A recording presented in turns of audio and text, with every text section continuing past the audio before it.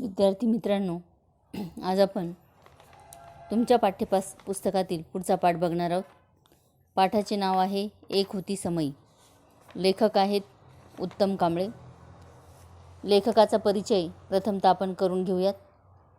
उत्तम कांबळे हे संपादक, पत्रकार आणि साहित्यिक आहेत. कोल्हापूर जिल्ह्यातील टाकळीवाडी गावी शेतमजूर कुटुंबात त्यांचा जन्म झाला असून त्यांचे मूळ गाव बेळगावमधील शिरगुप्पी आहे. उत्तम कांबळे यांचे प्राथमिक आणि माध्यमिक शिक्षण टाकळवाडी आणि बेळगावमधील रायबागमध्ये झाले. राज्यशास्त्रात पदवी घेतली. प्रतिकूल आर्थिक परिस्थिती असल्याने कंपाऊंडर, बाइंडर, वर्तमानपत्र विक्रेता, हमाली आणि बांधकाम आणि अन्य मजुरीची कामे करीत त्यांनी शिक्षण पूर्ण केले. उत्तम कांबळे यांनी शिक्षणानंतर काही काळ कॉलेजमध्ये नोकरी केली. त्यांनी शिवाजी विद्यापीठातील वृत्तविद्या विभागात 2 वर्ष आणि नाशिकच्या HPT कॉलेजमध्ये 2 वर्ष अध्यापनाचे काम केले. उत्तम कांबळे यांनी 1979 मध्ये कोल्हापूरच्या दैनिक समाजमधून त्यांनी पत्रकारितेला प्रारंभ केला. 1982 मध्ये ते सकाळमध्ये बातमीदार म्हणून रुजू झाले. मे 2009 पासून ते सकाळ समूहाचे मुख्य संपादक म्हणून काम पाहत असत. सकाळच्या सप्तरंग पुरवणीत ते फिरस्ती नावाचे सदर लिहित असत. त्यामधील निवडक 25 लेखांचे पुस्तक उजेड अंधाराचे आभाळ या नावाने प्रसिद्ध झाले आहे. विविध समस्यांवरती मात करत लढणाऱ्या माणसांच्या व्यक्तिरेखा या लेखांमधून त्यांनी रेखाटल्या आहेत. कांबळे यांचे आई समजून घेताना हे आत्मकथनपर पुस्तक गुलबर्गा विद्यापीठामध्ये MA अभ्यासक्रमाचा भाग बनले आहे. या पुस्तकाचे ब्रेल लिपीत रूपांतर झाले आहे. तसेच कानडी भाषेमध्ये आणि इंग्रजीमध्येही अनुवाद झालेले आहेत. लेखकाचा जन्म 31 मे 1956 झालेला असून प्रामुख्याने साहित्य आणि पत्रकारितेसाठी ते अतिशय प्रसिद्ध आहेत. सामाजिक आणि आत्मकथनपर अशी अनेक पुस्तके त्यांनी लिहिलेली आहेत. उत्तम कांबळेंनी अनेक साहित्य संमेलनाचे अध्यक्षपद भूषविलेले आहे. सांगली येथे झालेल्या अखिल भारतीय मराठी साहित्य संमेलनाचे ते स्वागताध्यक्ष होते. तर 84व्या ठाणे येथे अखिल भारतीय मराठी साहित्य संमेलनाचे ते अध्यक्ष होते. नंतर चंद्रपूर येथे फेब्रुवारी 2012 मध्ये झालेल्या 85व्या अधिवेशनामध्ये उत्तम कांबळे यांनी नूतन अध्यक्ष वसंत आबाजी डहाके यांच्या हाती अध्यक्षपदाची सूत्रे दिली. त्यांचे अनेक साहित्य प्रसिद्ध आहे. त्यामध्ये कथासंग्रहांची नावं बघा: कथा माणसांच्या, कावळे आणि माणसं, न दिसणारी लढाई, परत्या, रंग माणसांचे. त्याचबरोबर ललित लेख संग्रहांची नावं अशी आहेत: अखंड घालमेल, उजेड अंधाराचा आभाळ, कुंभमेळ्यात भैरू, थोडंसं वेगळं, निवडणुकीत भैरू. त्याचबरोबर त्यांचे काव्यसंग्रह अनेक प्रसिद्ध झालेले आहेत. त्यामध्ये जागतिकीकरणात माझी कविता, नाशिक तू एक सुंदर कविता असे काव्यसंग्रह आहेत. त्यानंतर आई समजून घेताना, एका स्वागत अध्यक्षाची डायरी आणि वाट तुडवताना नावाचे त्यांचे आत्मकथन आहेत. संशोधनपर ग्रंथ पण त्यांचे अनेक प्रसिद्ध आहेत. त्यामध्ये अनिष्ट प्रथा, कुंभमेळा साधूंचा की संधी साधूंचा, देवदासी आणि नग्नपूजा, भटक्यांचे लग्न, वामनदादांच्या गीतातील भीमदर्शन अशी अनेक पुस्तके त्यांनी लिहिलेली असून आत्तापर्यंत त्यांनी ज्या साहित्य संमेलनांमध्ये अध्यक्षपद भूषविलेलं आहे ते अनेक साहित्य संमेलनं आहेत. त्यामध्ये 2004 मध्ये झालेले 5वे राष्ट्रीय बंधुता साहित्य संमेलन नाशिकला भरलेलं होतं. त्यानंतर प्रज्ञासूर्य साहित्य संमेलन बुलढाण्याचं, 9वे अखिल भारतीय आंबेडकरी साहित्य संमेलन वणी, 13वे कामगार साहित्य संमेलन अमरावतीचे, 2रे ग्रामीण मराठी साहित्य संमेलन येळरूळचे कर्नाटकमधील आणि 6वे महाविद्यालयीन मराठी साहित्य संमेलन दादरचे. त्याचबरोबर ठाणे येथील 84वे अखिल भारतीय मराठी साहित्य संमेलन, जागतिक आयुर्वेद परिषद थायलंड, 40वे अंकुर साहित्य संमेलन चाळीसगाव, लोकशाहीर अण्णाभाऊ साठे साहित्य संमेलन अहमदनगर, 6वे पुरोगामी साहित्य संमेलन अहमदपूर, 81व्या अखिल मराठी साहित्य संमेलनाचे पण ते अध्यक्ष होते.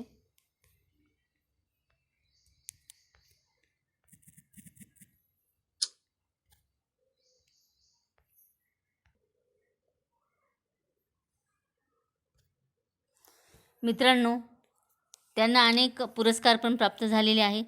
पत्रकारितेतील त्यांच्या कर्तृत्वाची दखल घेत 1993मध्ये त्यांना दर्पण पुरस्काराने गौरवण्यात आले होते. त्यांना पत्रकारितेसाठी 2010मध्ये सुद्धा 53 पुरस्कार मिळालेले आहेत. त्याचबरोबर अंधश्रद्धा निर्मूलन व धर्मचिकित्सेसाठी आगरकर पुरस्कार, भारतरत्न डॉक्टर बाबासाहेब आंबेडकर लोक पत्रकारिता पुरस्कार, भवतु सब्ब मंगलम संस्था मुंबईतर्फे डॉक्टर बाबासाहेब आंबेडकर पुरस्कार, आशादीप पुरस्कार, पनवेल इंदिरा गांधी पुरस्कार, जयसिंगपूरमधील भागातिरी पुरस्कार, त्यानंतर 2004चा महाड येथील जनार्दन मवाडी स्मृती पुरस्कार, दया पवार प्रतिष्ठानतर्फे दया पवार साहित्य पुरस्कार, 1993चा पत्रकारितेसाठी दर्पण पुरस्कार, 2005चा भालेराव प्रतिष्ठान जळगावतर्फे दलित अस्मिता पुरस्कार, 2004चा दीनबंधू पत्रकारिता पुरस्कार, 2009चा दीनमित्रकार मुकुंदराव पाटील पत्रकारिता पुरस्कार, 2008चा पत्रकारितेसाठी सह्याद्री वाहिनीचा नवरत्न पुरस्कार, उत्तम लेखनासाठी मुंबई मराठी पत्रकार संघाचा पुरस्कार, सिन्नर तालुका पत्रकार संघातर्फे प्रकाश शेठ शहा पुरस्कार, सांगलीतील प्रतिष्ठानचा पुरस्कार, पत्रकारिता आणि साहित्यासाठी प्रबोधन मित्र पुरस्कार, महाराष्ट्र गौरव पुरस्कार IIT तर्फे मुंबईला तो मिळालेला आहे. पुण्यातील लोकजागर पुरस्कार, पुणे रोटरी क्लबचा व्होकेशनल पुरस्कार, रत्नागिरी येथील महाराष्ट्र पत्रकार संघातर्फे संपादन भूषण पुरस्कार, महात्मा फुले समता परिषदेतर्फे समता पुरस्कार, महाराष्ट्र फाउंडेशन यांच्यातर्फे डॉक्टर नरेंद्र दाभोलकर स्मृती पुरस्कार 2015चा प्राप्त झालेला आहे. त्याचबरोबर साहित्य निर्मितीसाठीचे त्यांना अनेक पुरस्कार मिळालेले आहे. त्यामध्ये अनिष्ट प्रथा ग्रंथांसाठी राज्य शासनाचा 1993चा पुरस्कार, अस्वस्थ नायक कादंबरीसाठी युगांतर प्रतिष्ठानचा बंधू माधव पुरस्कार 2001चा, अक्षरगंध साहित्य पुरस्कार प्रणव प्रतिष्ठान श्रीपूर सोलापूर 2007चा, त्यानंतर 2015चा आई समजून घेताना या पुस्तकासाठी यशवंतराव चव्हाण साहित्यिक आणि सांस्कृतिक प्रतिष्ठानचा राज्यस्तरीय उत्तम वाङ्मय पुरस्कार, त्याचबरोबर आई समजून घेतानासाठीचा वाङ्मय सेवा प्रकाशन पुरस्कार 2009चा नाशिकला मिळालेला, त्याचबरोबर आई समजून घेतानासाठीच स्वामीकार पुरस्कार पुण्याला मिळालेला 2008चा, पुन्हा याच पुस्तकासाठी माने गुरुजी साहित्य पुरस्कार डिसेंबर 2006चा मिळालेला आहे. आचार्य अत्रे पुरस्कार बेळगाव 2008चा, इस्लामपूर येथील जागर साहित्य पुरस्कार 2008चा, कुंभमेळा साधूंचा की संधी साधूंचा साठी मराठी साहित्य परिषदेचा केशवराव विचारे पुरस्कार 1993चा, कुसुमाग्रज साहित्य पुरस्कार बोरी भडक दौंडमधला 2010चा, क्रांती अग्रणी पुरस्कार कुंडलचा 2007चा, गजाआडच्या कविता या कैद्यांच्या संपादित काव्यसंग्रहासाठी बेळगाव येथील सुब्रह्मण्यम साहित्य अकादमीचा श्री गणेश स्मृती पुरस्कार पण मिळालेला आहे 2003ला. त्याचबरोबर जागतिकीकरणामध्ये माझी कविता या काव्यसंग्रहासाठी यशवंत मनोहर पुरस्कार 2007चा, जागतिकीकरणामध्ये पुन्हा माझी कविता यशवंत चव्हाण मुक्त विद्यापीठातर्फे विशाखा पुरस्कार 2008ला त्यांना मिळालेला आहे. 2001मध्ये देवदासी आणि नग्नपूजा पुस्तकासाठी लोकायत विचारमंचचा लोकायत पुरस्कार मिळालेला आहे. अंबेजोगाई येथील नरहर कुरुंदकर स्मृती संस्थेतर्फे दिला जाणारा नरहर कुरुंदकर साहित्य पुरस्कार, नाशिक तू एक सुंदर कविता या खंडकाव्यासाठी शालिनी बनहट्टी पुरस्कार, परिवर्तनवादी साहित्य प्रबोधिनीकरिता परिवर्तनवादी कवी पुरस्कार, प्रथा अशी न्यारी या ग्रंथासाठी महाराष्ट्र साहित्य परिषदेचा पुरस्कार, लेखनाद्वारे प्रबोधन केल्याबद्दल बंधुता पुरस्कार, बुद्धाचा रहाट या पुस्तकासाठी महाराष्ट्र फाउंडेशनचा डॉक्टर नरेंद्र दाभोळकर स्मृती पुरस्कार, रंग माणसांचे या कथासंग्रहांसाठी तर अनेक पुरस्कार त्यांना मिळालेले आहे. त्यामध्ये मुक्त विद्यापीठाचा बाबुराव बागुल पुरस्कार, गदी माडगुळकर पुरस्कार, वाना पंडित पुरस्कार, कुसुमाग्रज पुरस्कार, संत ज्ञानेश्वर पुरस्कार अशा अनेक पुरस्कार रंग माणसांचे या कथासंग्रहासाठी मिळालेले आहे. लढणाऱ्यांच्या मुलाखतीसाठी राज्य शासनाचा डॉक्टर VB कोलते पुरस्कार मिळालेला आहे. वाट तुडवताना या आत्मचरित्राला अस्मितादर्श वाङ्मय पुरस्कार आणि राज्य शासनाचा वाङ्मय निर्मिती पुरस्कार पण मिळालेला आहे. त्याचबरोबर ह्याच पुस्तकाला शिवगिरिजा प्रतिष्ठानचा कदम गुरुजी पुरस्कार पण मिळालेला आहे. श्राद्ध कादंबरीसाठी राज्य शासनाचा पुरस्कार मिळालेला आहे. सांगाती साहित्य अकादमीचा साहित्य पुरस्कार मिळालेला आहे बेळगावला 1999चा. विद्यार्थी मित्रांनो, तुम्हाला जे पाठ्यपुस्तक दिलेलं आहे यामध्ये जो पाठ दिलेला आहे 5वा आपल्या पाठ्यपुस्तकातील पान क्रमांक 13वर, तर या पाठाचे लेखक उत्तम कांबळे जे दिलेले आहेत त्यांचा मी परिचय आता तुम्हाला करून दिला. यामध्ये प्रामुख्याने तुमच्या पाठ्यपुस्तकात त्यांचा जो परिचय करून दिलेला आहे तो अतिशय छोटासा आहे, परंतु हे अतिशय अलौकिक अशा प्रकारचं आगळं वेगळं आणि महत्त्वपूर्ण साहित्य लिहिणारं हे व्यक्तिमत्व आहे. आणि यांचा परिचय म्हणजे त्यांना मिळालेले पुरस्कार, त्यांनी लिहिलेली पुस्तके किंवा वास्तवामध्ये आदिवासी भाग असेल, दलित समाज असेल, यांच्या वाट्याला आलेले जे दुःख आहेत, यांच्या वाट्याला आलेले जे काही दिवस आहेत, त्यांच्या ज्या व्यथा आहेत, ह्या सगळ्या साहित्यामध्ये मांडण्याचं काम प्रत्यक्ष अनुभूतीतून त्यांनी मांडलेलं आहे. त्याच्यामध्ये वास्तवता फार मोठ्या प्रमाणामध्ये दिसते आणि म्हणून यांनी लिहिलेले जे काही पुस्तक आहे, हे साहित्य आहे, हे अलौकिक अशा प्रकारचं साहित्य असल्यामुळे त्यांना भरपूर पुरस्कार मिळालेले आहेत. त्याचबरोबर त्यांनी अतिशय अलौकिक अशा प्रकारचं कार्यसुद्धा केलेलं आहे. हे त्यांच्या परिचयातून सहजगत्या तुमच्या लक्षात आलेलं असणार आहे. आता आपण पाठाकडे वळणार आहोत. या पाठाचं नाव आहे एक होती समयी. आता समयी हे रूपक वापरलेलं आहे. रूपक अलंकाराची व्याख्या तुम्हाला मी सांगितलेली आहे की उपमेय आणि उपमान यांच्यात जेव्हा साम्य असतं तेव्हा त्या ठिकाणी रूपक अलंकार होतो. आता इथे उपमेय म्हणजे काय, उपमान म्हणजे काय, हे पुन्हा पुन्हा लक्षात यावं म्हणून मी सांगत असते. उपमेय म्हणजे ज्याला उपमा द्यायची ती गोष्ट, आणि उपमान म्हणजे ज्याची उपमा द्यायची ती गोष्ट किंवा ती बाब. आता यामध्ये समयीची उपमा ही अनुताई वाघांना दिलेली आहे. दलित आदिवासी भागामध्ये प्राथमिक शिक्षण क्षेत्रामध्ये शिक्षणाची गंगा घरोघरी पोचवण्यासाठी ज्यांनी आपलं अवघे आयुष्य वेचलं, अशा समाजसेविका, अशा शिक्षणतज्ज्ञ अनुताई वाघ यांच्या कार्याचा परिचय या पाठात दिलेला आहे. आणि यांचं जे काही कार्य आहे, या कार्यासाठी तुमच्या आमच्या सामान्य माणसाकडे शब्द नाही, म्हणजे अमर्याद शब्द यांच्यासाठी वापरले तरीसुद्धा ते कमीच पडणार आहे. अशा प्रकारचं अलौकिक कार्य अनुताई वाघांनी केलेलं असल्यामुळे अनुताई वाघ यांना समयीची उपमा दिलेली आहे. म्हणजे या ठिकाणी कोणाची उपमा कोणाला दिलेली आहे, तर समयीची उपमा ही अनुताई वाघांना दिलेली आहे. मग इथे समय ही काय झाली, उपमान. आणि मी आता सांगितलेले उपमेय म्हणजे काय, ज्याला उपमा द्यायची. मग कोणाला दिलेली आहे उपमेय म्हणजे अनुताई वाघांना, आणि कोणाची दिलेली आहे, समयीची. मग समय हे काय झालं, उपमान.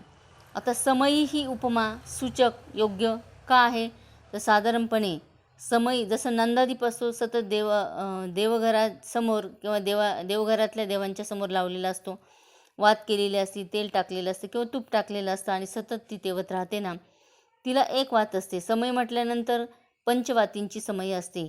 तिच्यात तेल टाकल्यानंतर ती प्रफुल्लित अशा प्रकारचा प्रकाश देते. तिचं रूप एवढं सुंदर असतं आणि गरजेपुरता प्रकाश त्याला मिळत असतो. म्हणजे या ठिकाणी आपण जळत राहायचं आणि इतरांना प्रकाश देण्याचं काम ही जशी समयी करते ना, तशा पद्धतीने अनुताई वाघ यांनी सुद्धा स्वतः जळून, स्वतः कष्ट करून, स्वार्थ न साधता फक्त आदिवासी समाज किंवा दलित समाजासाठी ज्ञानाची गंगा घरोघरी पोचवण्याचं काम त्यांनी केलेलं असल्यामुळे त्यांना या ठिकाणी समयीची उपमा अतिशय योग्य आहे. आता प्रामुख्याने एक होती समयी या पाठामध्येच अनुताईंचं सगळं कार्यकर्तृत्व सांगितलेलं आहे. पण मी मगाच सुरुवातीला तुम्हाला असं म्हणाले की जे लोक असामान्य असतात त्या असामान्य लोकांना उपाधी देणं, असामान्य लोकांसाठी त्यांचं गुणगान गाणं, त्याच्यासाठी जे आपण शब्द वापरतो हे शब्द आपण करू शकत नाही. म्हणजे आपल्याकडं त्याची मर्यादा असते. त्यांचं गुण गाण्यासाठी खूप शब्द पाहिजे, पण तेवढे शब्द आपल्याकडे नसतात. आपण सामान्य आणि ते मात्र असामान्य असतात. तर त्यांचा परिचय फक्त त्या पुस्तकात दिलेल्या एका पानाच्या 2 बाजूमधून होऊ शकत नाही. तर प्रत्यक्षामध्ये विद्यार्थी मित्रांनो, मी तुम्हाला त्यांच्या कार्यकर्तृत्वाची एक व्हिडिओ क्लिपसुद्धा या ठिकाणी टाकणार आहे. आणि त्यानंतर त्यांनी खरोखरच त्या अर्थाने कशी शाळा चालवली, कशा पद्धतीचं काम केलं, हे तुम्हाला प्रत्यक्ष पाहता येणार आहे. इथं कोसबाडच्या टेकडीचं वर्णन दिलेलं आहे. तर तेही तुम्हाला बघता येईल की कोसबाडची टेकडी म्हणजे ठिकाण कुठे आलं, पहिली शाळा कशी खोलली, त्यांच्या ज्या काही गुरु होत्या ताराबाई मोडक यांच्याकडनं त्यांना कशा पद्धतीने त्यांची नेमकी भेट कुठे झाली, कार्य कसं घडलं, टप्प्याटप्प्याने त्या पुढे कसं जात राहिलं, त्याच्या अगोदर अनुताई वाघांच्या जीवनात काय काय संकट आली. तर अशा अनुताई वाघांचा मी आधी थोडक्यात परिचय करून देणार आहे. नंतर पूर्ण आपल्याला पाठ्यपुस्तकाच्या रूपाने त्यांचा अभ्यास करायचाच आहे. विद्यार्थी मित्रांनो, अनुताई वाघ यांचा जन्म 17 मार्च 1910 झालेला आहे. यांचा विवाह त्या 13 वर्षाच्या असताना म्हणजे अतिशय लहान वयामध्ये त्यांचं लग्न झालं. लग्नानंतर 6 महिन्यातच त्यांच्या पतीचं निधन झालं. म्हणजेच त्यांना 6 महिन्यामध्येच वैधव्य आलं. आणि मग काय करावं घरातले सगळे रडत होते. पण अनुताई वाघ म्हणतात की मला रडू पण येत नव्हतं. कारण काय, तुम्ही आकाशवाणीवरचं त्यांचा जर संवाद ऐकला, तर मुलाखत ऐकली, मुलाखत जर ऐकली, तर त्या मुलाखतीत त्यांनी सांगितलेलं आहे की जेव्हा 13व्या वर्षी माझं लग्न झालं आणि त्यानंतर 6 महिन्यामध्ये मला जेव्हा वैधव्य आलं, तर आमच्या घरातले मला जवळ घेऊन खूप मोठमोठ्याने रडायचे. पण मला रडूच येत नव्हतं, कारण मला कळतच नव्हतं हे काय रडत आहे, का रडत आहे, कारणच कळत नव्हतं. आणि विशेष गोष्ट म्हणजे त्यावेळेस मला हे पाहिजे ते पाहिजे अशी मी मागणीसुद्धा अनेकांकडं करत होते. म्हणजे मी इतके लहान होते. आणि मग घरातले म्हणत होते, अरे तिला कळतच नाही, तुम्ही तिला त्रास देऊ नका, रडू नका. परंतु थोडे काही दिवस गेले आणि मग माझं आयुष्य असंच जाणार का, असा विचार आईला, बाबांना त्यांच्या मनामध्ये येत होता, असं अनुताई म्हणतात. मग एक दिवस काय झालं, आईच्या मैत्रिणीच्या घरी अकोल्याला अनुताई वाघ गेल्या. तर त्या ठिकाणी त्यांनी सांगितलं की आता हिला असं ठेवून चालणार नाही, हिला शिक्षण द्या. मग 5वी 6वी 7वी त्या म्हणजे मैत्रिणीच्या मार्गदर्शनाखाली म्हणा किंवा त्यांच्या चर्चेतून म्हणा, संवादातून म्हणा, त्यांचं पुढचं शिक्षण झालं. आणि मॅट्रिकचं शिक्षणसुद्धा त्यांनी मॅट्रिकपर्यंतचं शिक्षण त्यांनी पूर्ण केलं. 51 वर्ष वयाच्या असताना त्यांनी पदवी घेतली. पदवीनंतर पुन्हा नाशिकमध्ये 4 वर्ष नोकरी केली. आणि 1945मध्ये अनुताई वाघ यांची भेट ताराबाई मोडक यांच्याशी बोर्डी म्हणजे डहाणूमध्ये जे बोर्डी गाव आहे त्या ठिकाणी एका शिबिरामध्ये झाली. आणि तिथे झाल्यानंतर ताराबाई मोडक सहज यांना म्हणाल्या की आदिवासींसाठी आपल्याला काही काम सुरू करायचं आहे, तर तुम्ही येणार का. तसा विचार केल्यानंतर, अर्थात त्याच्या अगोदर त्या पुण्यालाही त्यांनी काही दिवस काम केलं होतं. तर त्यानंतर जेव्हा त्यांची भेट झाली ताराबाई मोडक यांच्याबरोबर आणि त्यांनी विचारणा केली, असा अनुताईंनी होकार दिला. आणि त्यानंतर प्रत्यक्षामध्ये आता होकार दिला म्हणजे काय, तो कुटुंबाचा सगळा बोजा त्यांच्यावर पडलेला होता आणि तो सगळा बोजा तोलून नंतर त्यांनी जे काम केलं ते आता आपल्याला पुस्तकामध्ये अभ्यासायचं, आपल्या पाठामध्ये अभ्यासायचं आहे. बघा विद्यार्थी मित्रांनो, हा जो पूर्ण पाठ आहे, हा पाठ त्यांचं जे पुस्तक आहे डोंगरासाठी काही फुले, पुस्तकाचं नाव पण किती सुंदर आहे बघा, डोंगरासाठी काही फुले. कोसबाडची टेकडीच आहे म्हणजे हा डोंगरच आहे. याच्यासाठी फुलं दिलेली आहे अनुताई वाघांनी, पण ही फुलं मात्र शिक्षणरूपी आहे, ही फुलं ज्ञानरूपी आहे. तर अशी फुलं त्या ठिकाणी दिलेली त्या मुलांना, तर या पुस्तकातलाच हा धडा आहे, एक होती समय. या पाठामध्ये काय अभ्यासायचे बघा, आदिवासी भागामध्ये पूर्व प्राथमिक शिक्षण क्षेत्रातील शिक्षणाची गंगा घरोघरी पोहोचवण्यासाठी ज्यांनी संपूर्ण आयुष्य, अवघं आयुष्य वेचलं, खर्ची केलं, अशा समाजसेविका आणि शिक्षणतज्ज्ञ अनुताई वाघ यांच्या कार्याचा परिचय या पाठातून आपल्याला करून घ्यायचा आहे. आता यामध्ये लेखक उत्तम कांबळे यांनी सुरुवातीला असं सांगितलेलं आहे की समाजामध्ये अनेक माणसं वावरत असतात, अनेक व्यक्ती तितक्या प्रकृती असतात असं आपण म्हणतो. तशा पद्धतीने काही माणसांना थोडंसुद्धा दुःख सहन होत नाही, काही माणसं प्रचंड दुःख सहन करतात, काही माणसं दुःखाने खचून जातात, पिचून जातात. आणि या संदर्भाने त्यांनी एक विधान केलेले, ते वाचून दाखवते मी, तुमच्यासमोर पाठ्यपुस्तक असेलच. पान नंबर 13वर बघा, काही माणसं वादळं झेलतात आणि पचवतात, पुढे विशाल सागराचं रूप धारण करतात.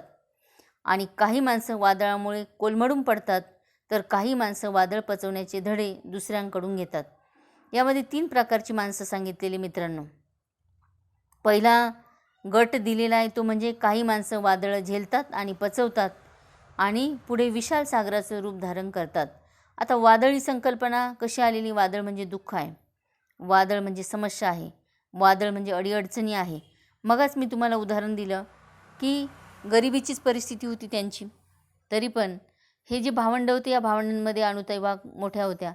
आणि अनुताई वाघ मोठ्या असल्यामुळे जरी गरिबी असली तरी त्यांच्या वडिलांनी त्यांचं लग्न जरा थाटामाटातच केलेलं होतं, पण त्यांची परिस्थिती नाजूक होती आणि अशा परिस्थितीमध्ये त्यांच्या जीवनात खूप समस्या आल्या. त्यामध्ये काय समस्या आली, मगाची मी एक समस्या सांगितली. 13 वर्ष वयामध्ये त्यांचं लग्न झालं आणि लगेच 6 महिन्यामध्ये त्यांना वैधव्य आलं.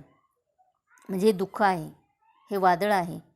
तर असं वादळ त्यांनी झेललं, पचवलं म्हणजे काय, दुःख रडत कुडत नाही बसल्या.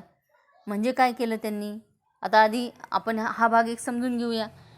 काय 3 गट कोणते बघा. पहिलं सांगितलं मी, दुःख झेलायचं पण, पचवायचं पण, म्हणजे काय, समस्येतून मार्ग काढायचा आणि त्यातून असं काही करून दाखवायचं की इतर जण तोंडात बोट घालून बसले पाहिजे, आश्चर्यचकित झाले पाहिजे, बापरे असेही काही माणसं करू शकतात काय, लक्षात घ्या.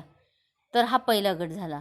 दुसरा आहे, काही माणसं वादळामुळे कोलमडून पडतात. थोडी जरी समस्या निर्माण झाली ना, संकट आलं, वादळ आलं ना, तर बापरे आता मला काहीच करणं शक्य नाही, दुःख आलं तर झालं, संपलं माझं आता आयुष्य, माझ्या जीवनामध्ये अर्थच राहिला नाही. तुम्ही बघा, सर्वसामान्य माणसं, कुटुंबातले एखाद्या व्यक्तीचं जर दुःखद निधन झालं ना, सगळे बाकीचे बसणारे, किंवा कुटुंबात समजा एखाद्या पुरुषाचं निधन झालं तर त्याची पत्नी हातपाय गाळून बसते. आता मुलांना शिकवता येणार नाही, काही नाही, काय होणार काय नाही, सतत चिंता, सतत रडगाणं, सतत दुःख, सतत निराशा, सतत निरुत्साह असं तिच्या मनामध्ये असतं. पण मग ती कोलमडते. मग काय होतं, त्या मुलाबाळांना शिकवता येत नाही आणि स्वतः पण खचून जाते, कुटुंब उद्ध्वस्त होतं. आता याचं उदाहरण जर तुम्ही घेतलं ना, खरं तर परमेश्वराने 2 हात, 2 पाय, 2 डोळे, नाक सगळं दिलेलं आहे आणि आपले अवयव जर शाबूत आहे, तर आपण काय केलं पाहिजे, त्या वादळातून पुढे जाण्याचा मार्ग काढला पाहिजे. रडून खचून सतत निरुत्साही राहून उपयोग नाही, आलेल्या समस्येतून मार्ग काढला पाहिजे. पण काही माणसं एवढ्या भयानक म्हणण्यापेक्षा अशा संकटाला सामोरं जाऊ शकत नाही. अशा वृत्तीची काही माणसं नक्की असतात समाजामध्ये. हा एक गट सांगितला मी. दुसरा आता तिसरा गट बघा. काही माणसं वादळं पचवण्याचे धडे दुसऱ्यांकडून घेतात. म्हणजे काय, तर त्यांच्या जीवनात काही समस्या येते ना, मग बापरे आता काय करू, माझ्यावरती असं संकट आलेलं आहे, मी याच्यातनं कसा मार्ग काढू, असं इतरांना विचारतात.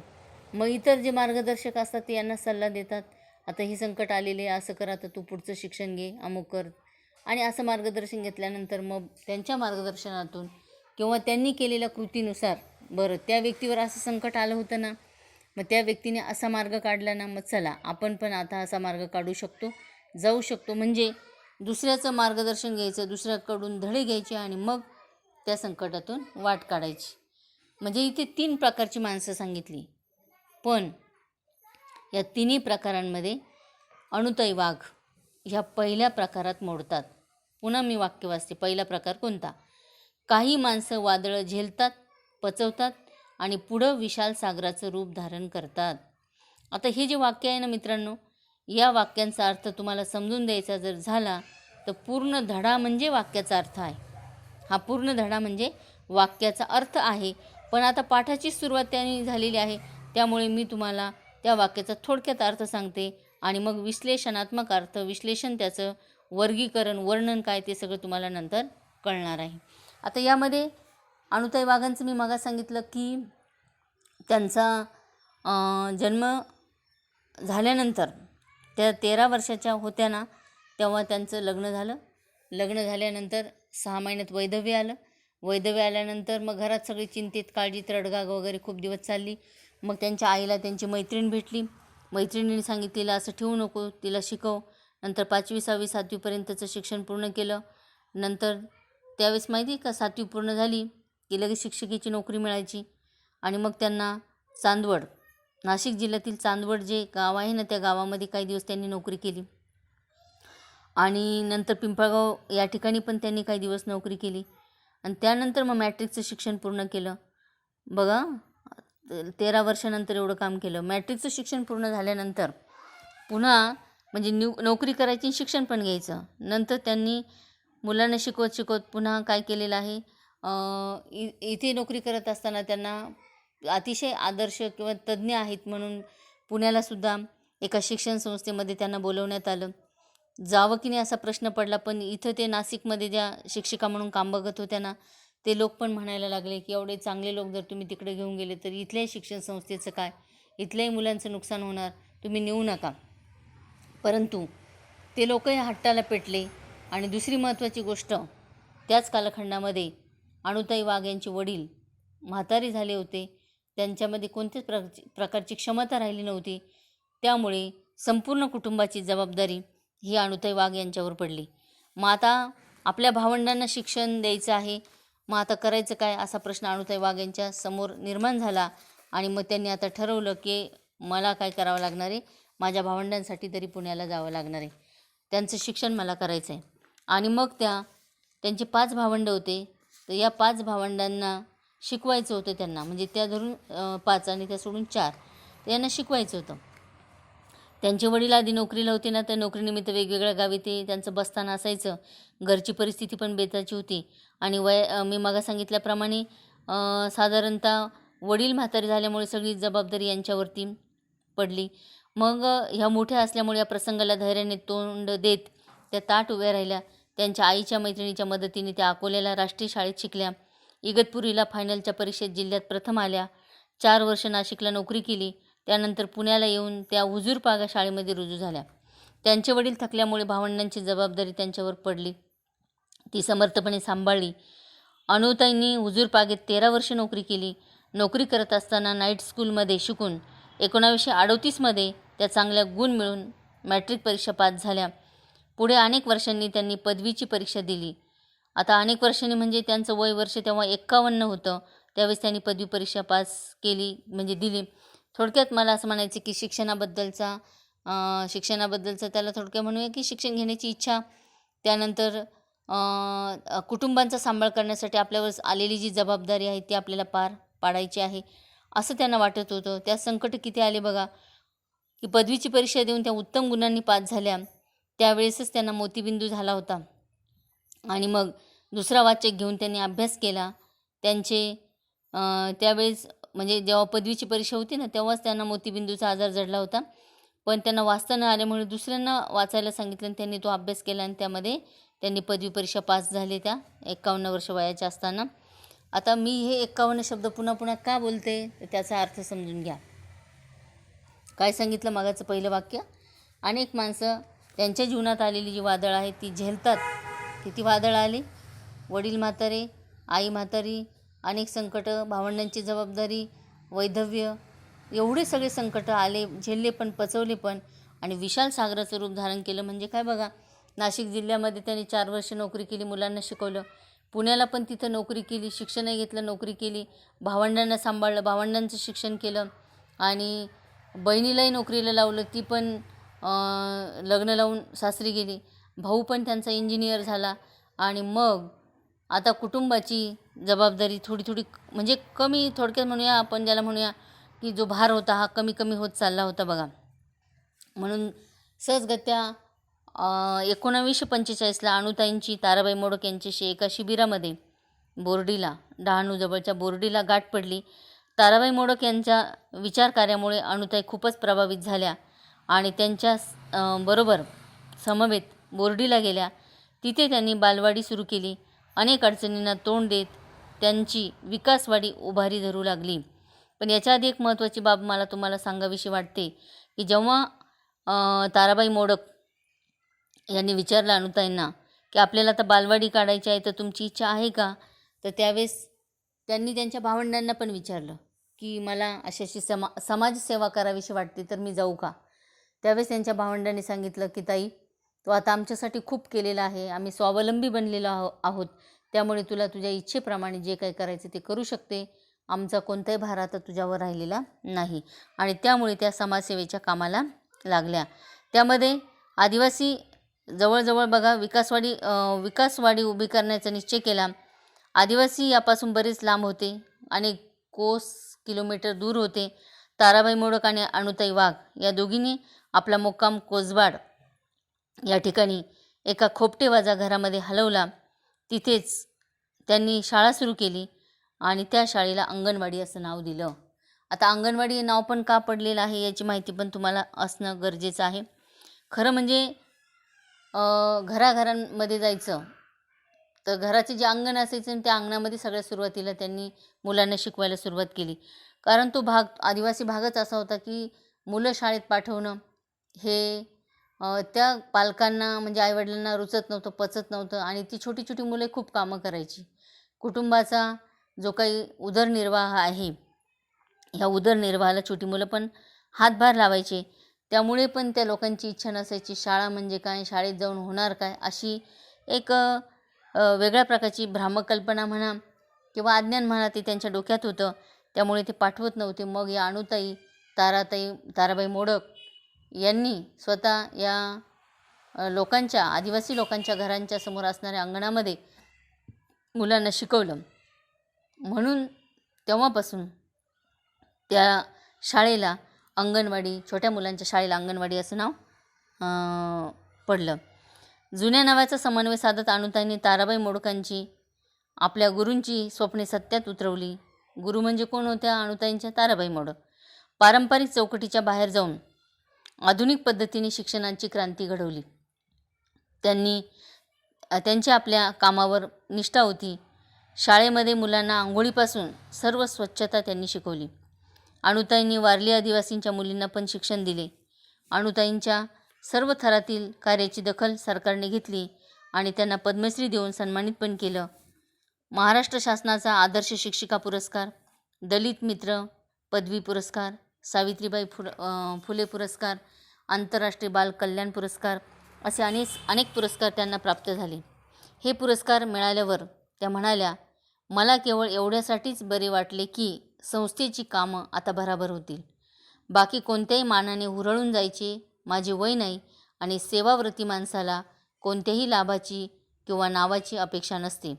यातून त्यांची सेवाभावी वृत्ती ध्वनित होते. शिक्षण पत्रिका आणि सावित्री ही मासिके, तसेच बालवाडी कशी चालवावी, विकासाच्या मार्गावर, कुरणशाळा, सहज शिक्षण अशी अनेक पुस्तके यांच्या माध्यमातूनही त्यांनी आपल्या शैक्षणिक विचारांचा प्रसार केला. कोसबाडच्या टेकडीवरून हे त्यांचं आत्मवृत्तसुद्धा प्रसिद्ध झालेले आहे. अशा या समयीचा प्रवास 27 सप्टेंबर 1992 पर्यंत झाला.